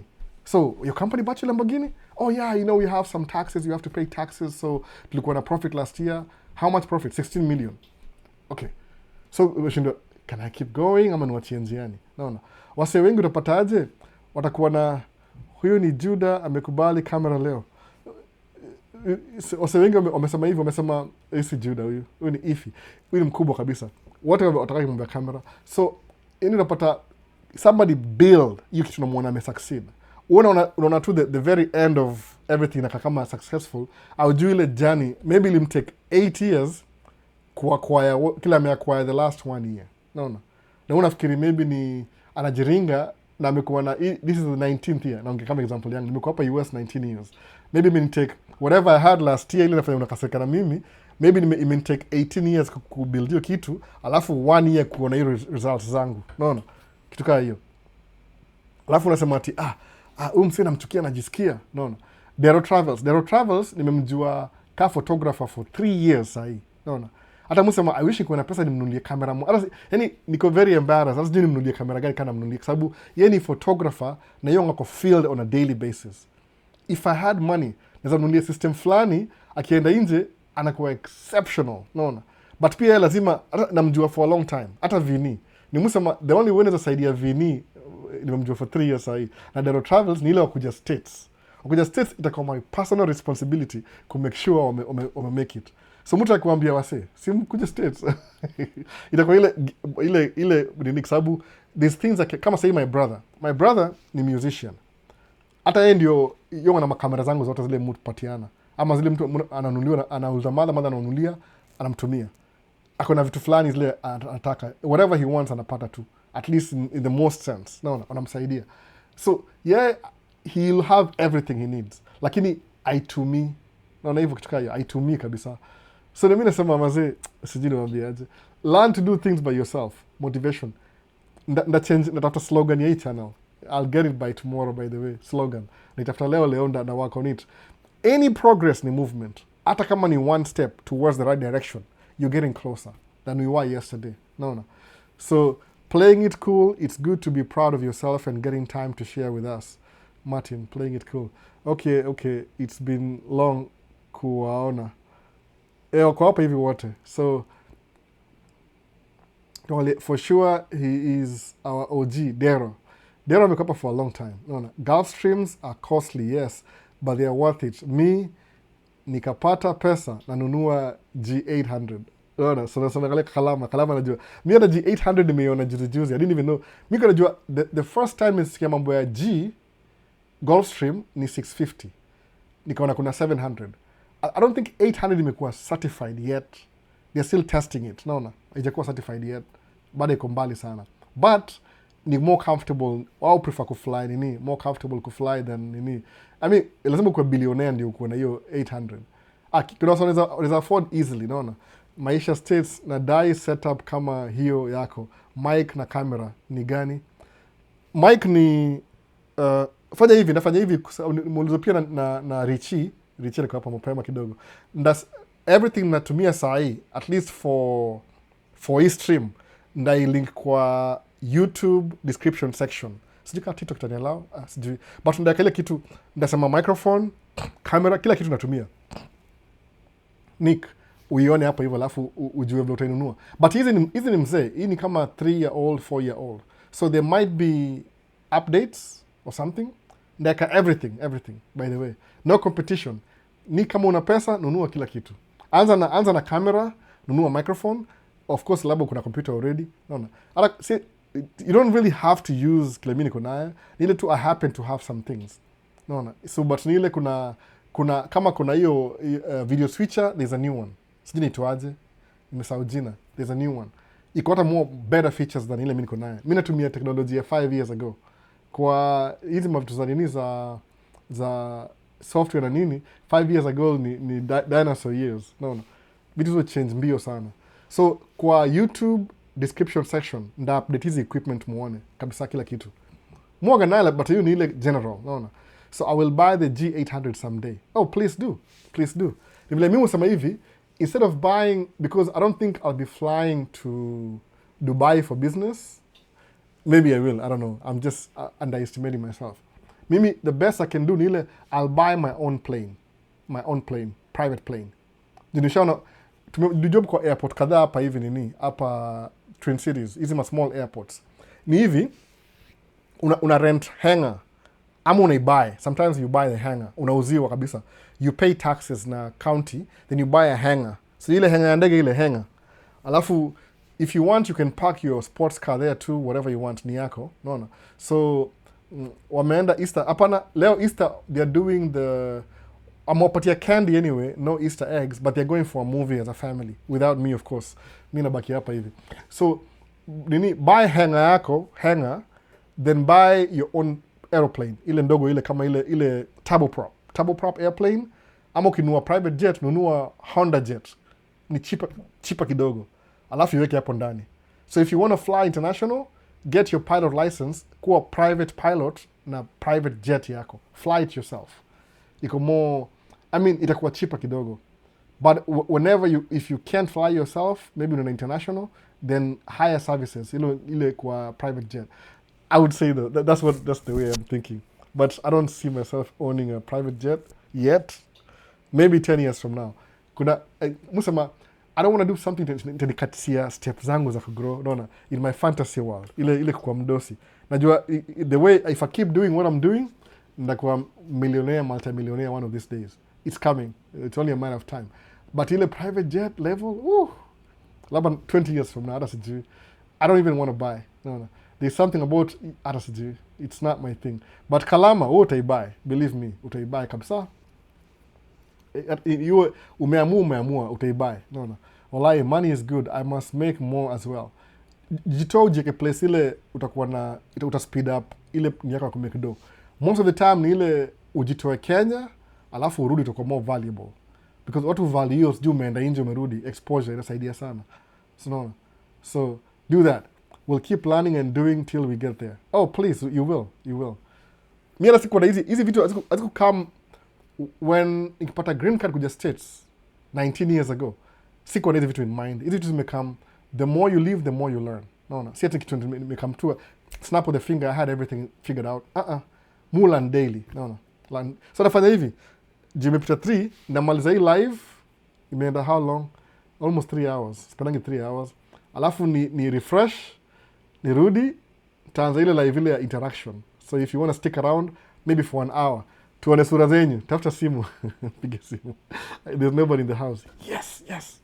It's never happened for how many years. Well, I got a long way to go. 19 years na niko 3 months old. Uko poa. 3 months. Ni ile, hiyo ni mimi. I'm very slow. Niko very slow, by the way. Don't count my annual rinse zako. 19 ni 90, sijui niseme nini. Uko na watoi una flatten, by the way. 3 months uko poa kabisa. Don't even think about it. No, usijali sana. That's nothing. Utakuwa na pesa next year, by the way. Sababu, when I came here 19 years ago, kuna so many things that were not available then. Sasa unaweza come States, uanze job, ununue gari, then if you don't have kids, ufanye maybe Uber Eats, Grubhub, sijui ni chongaje, DoorDash, ufanye sijui online, uko na YouTube channel, you're making streams of income from things that are already available. Mimi kuja huku hivi nilikuwa na I didn't have a lot. Ilikuwa tu either uende kwa factory ama kwa group home kwenda kuchunga wanyanyezi. That's it. Two things. No. Sasa kuna so many opportunities. So wewe sema ati it took me 19 years. Hiyo ni mimi. Wewe inafaa explore your options. No. Explore your options. Alafu capitalize nazo kabisa. No. Hapendi camera also. It's good to teach camera then kids confidence. Nile tu it's not their thing. No. Bibi anataka tumuone. Yeah, nimemfukuza kabisa. Nimwambia aende aanze channel yake. Akona channel yake by the way. Ameneglect 2 years ama ni 3 years. No. So if someone has done it, then anyone can do it as well. Mi naye lazima nifanye pesa nyingi ninunue GA. Utainunua by the way. You don't even need money by the way. Kalama. You don't need money. I'll surprise you. Watu wana own hizo G600 kama angalia Michael Jordan. Create system that makes him so much money that for him to just to live his life lazima kuwe na private jet. Juu ni convenient kwake. Yani billionaire. So billionaire that's a 1,000 million. 1,000 million times 3. Just equal what 3 billion. So you ndege ni 80 million. Hiyo ni pocket change. No. Like 80 million ile the purchase price ni 80 million. Alafu ile maintenance. Unapata maintenance maybe ni hata sijui ni 10 million a year. But as long as you're making money you can afford it because it's a fraction of your net worth. Even mtu buy private jet. Say uta accumulate cash, alafu uende ununue ndege cash. You have a system that makes you so much money that kununua ndege inakuwa private, inakuwa tu kama part of your expenses. Unaona hivyo? That's how you buy it. So having that in mind, kumbuka hivyo. Hautakuwa na cash, ununue ndege cash. Utakuwa na system in place that gives you income ikubuy hiyo kitu. Unaona? Si cash by the way. Si ati utakuwa na cash hivi. So mi niko mzee nitumie link. Mimi niko mzee nitumie link. Hakuna link Dero Travels. Wewe kuja hapa hivi. Unaona? Tumeongea history mara mob sana. Ni vile siku hizi unaona mnafanana na hao sana. Si vile kuna family resemblance na pia iko both sides. So I will get the G800 because I will get into some very serious business soonest. Good. Get to your business kabisa. Shares na nini, unaona? Get the ndio hivyo. Serious Vision Jet. Hiyo si favorite yangu sana. Mimi ni private turboprop. Ile kuna ndege kama hiyo. Private 5-seater kwanza, unaona? And rent a hangar as you said. Yep. Kuna msemo mfuata itonga Mojo Grip. Ile vile yeye ufanya ndege yake ni millionaire pia. I like what he's doing. So Musama, if I can do it, I'll do it like him. No. It's a Nigerian guy. So I'm just following what he's doing. No. So do you play Roblox? I don't. My kids do. No, I don't. As a new immigrant, is it better to enlist in military or doing tracking kama nataka kumake pesa mob? Haoni, to be honest, usiingie military. Si guaranteed kukuwa rich. Kuingia military kwanza saa hii, utakuwa guaranteed kukufa. No. Hiyo ndio ubaya saa hii. Guaranteed kukufa saa hii. Na hii administration, kuingia military, utaguarantee kukufa haraka sana. Speed up deletion yako immediately. Unaona, utaguarantee. After uanze na tracking, alafu build your way. Lakini mimi personally from my own ile knowledge yangu na watu nimeongea nao, mu advocate kama come states na green card unless hauna choice. Military kama ukaza una green card, unaenda kuingia military ya nini? Unaona? Kwenda kufight war ya watu wengine. Ile si yako. Si fight war yako. Wewe ununue track ujilipie learn how to run a business. Military ni business. Si business. No. Aoni maybe National Guard. Hata National Guard mtakuwa deployed bado. It doesn't matter. No. Umetumwa already by the way. It doesn't matter. Nick unamwambia anything. Nick niko against anything. Kuna vitu siwezi ongea kwa channel because of your channel na nini. Anything military by the way. Labda wewe ni contractor. Ile unawabringinga chakula. Hiyo tu labda hiyo. Ile you do business with them. Naona. Kama mimi the first time nilingia Minnesota National Guard, I think ni 185th. Kwa airport, the other side of the airport. Nililearn how military works. It's a city within a city. But overall, si advice kuingia. Utaenda kufight war ile haikuhusu kabisa. kama sasa watu wanakuwa deployed. Kuna best yangu fulani alikuwa military. Sikile hata sijui mimi sijui tuongeaje mpaka ile namwambia tumie word fulani alafu tutumie word fulani alafu tazieka tamake video nyingine alafu tuseme this is what anasema. Si advisable by the way. Si advisable. Yani uingie career to go fight somebody else's vita ile si yako. Si useme ununue truck ufight your own war wewe mwenyewe na truck yako. Sawa. Si mimi na truck yangu sasa imepakiwa tu kwa nini kwa parking lot. It's just parked over there. Haifanye kitu yote. Naona. Sijaingia military ya mtu mimi. I'm fighting for my own vitu zangu kivyangu. Naona. How old are you? Man, wewe mse real kweli. Sijui. Do you play still? Okay, I don't know. That is inakaa weird. Nafanya hivi namaliza live by the way. Wacha ni refresh, nitoe recording, alafu ni research tena nikam tuongee mpaka warudi. I think movie ni 3 hours hivi, so I have time to do whatever I want. No. Ndakamile kama if you're willing to uingie to chat ile full time. No. That's all I needed. Waende. So ndaanza na YouTube. No. So umsa sijui ni nani unasema sijui do you play labda kitu inakaa kama weird sana. Sawa. So nda end live tarudi tena by the way in a few. Ni kama tu msa ananiandaa hapa hivi. Naona. So I say peace. See you on the next one basi. Ndamaliza YouTube.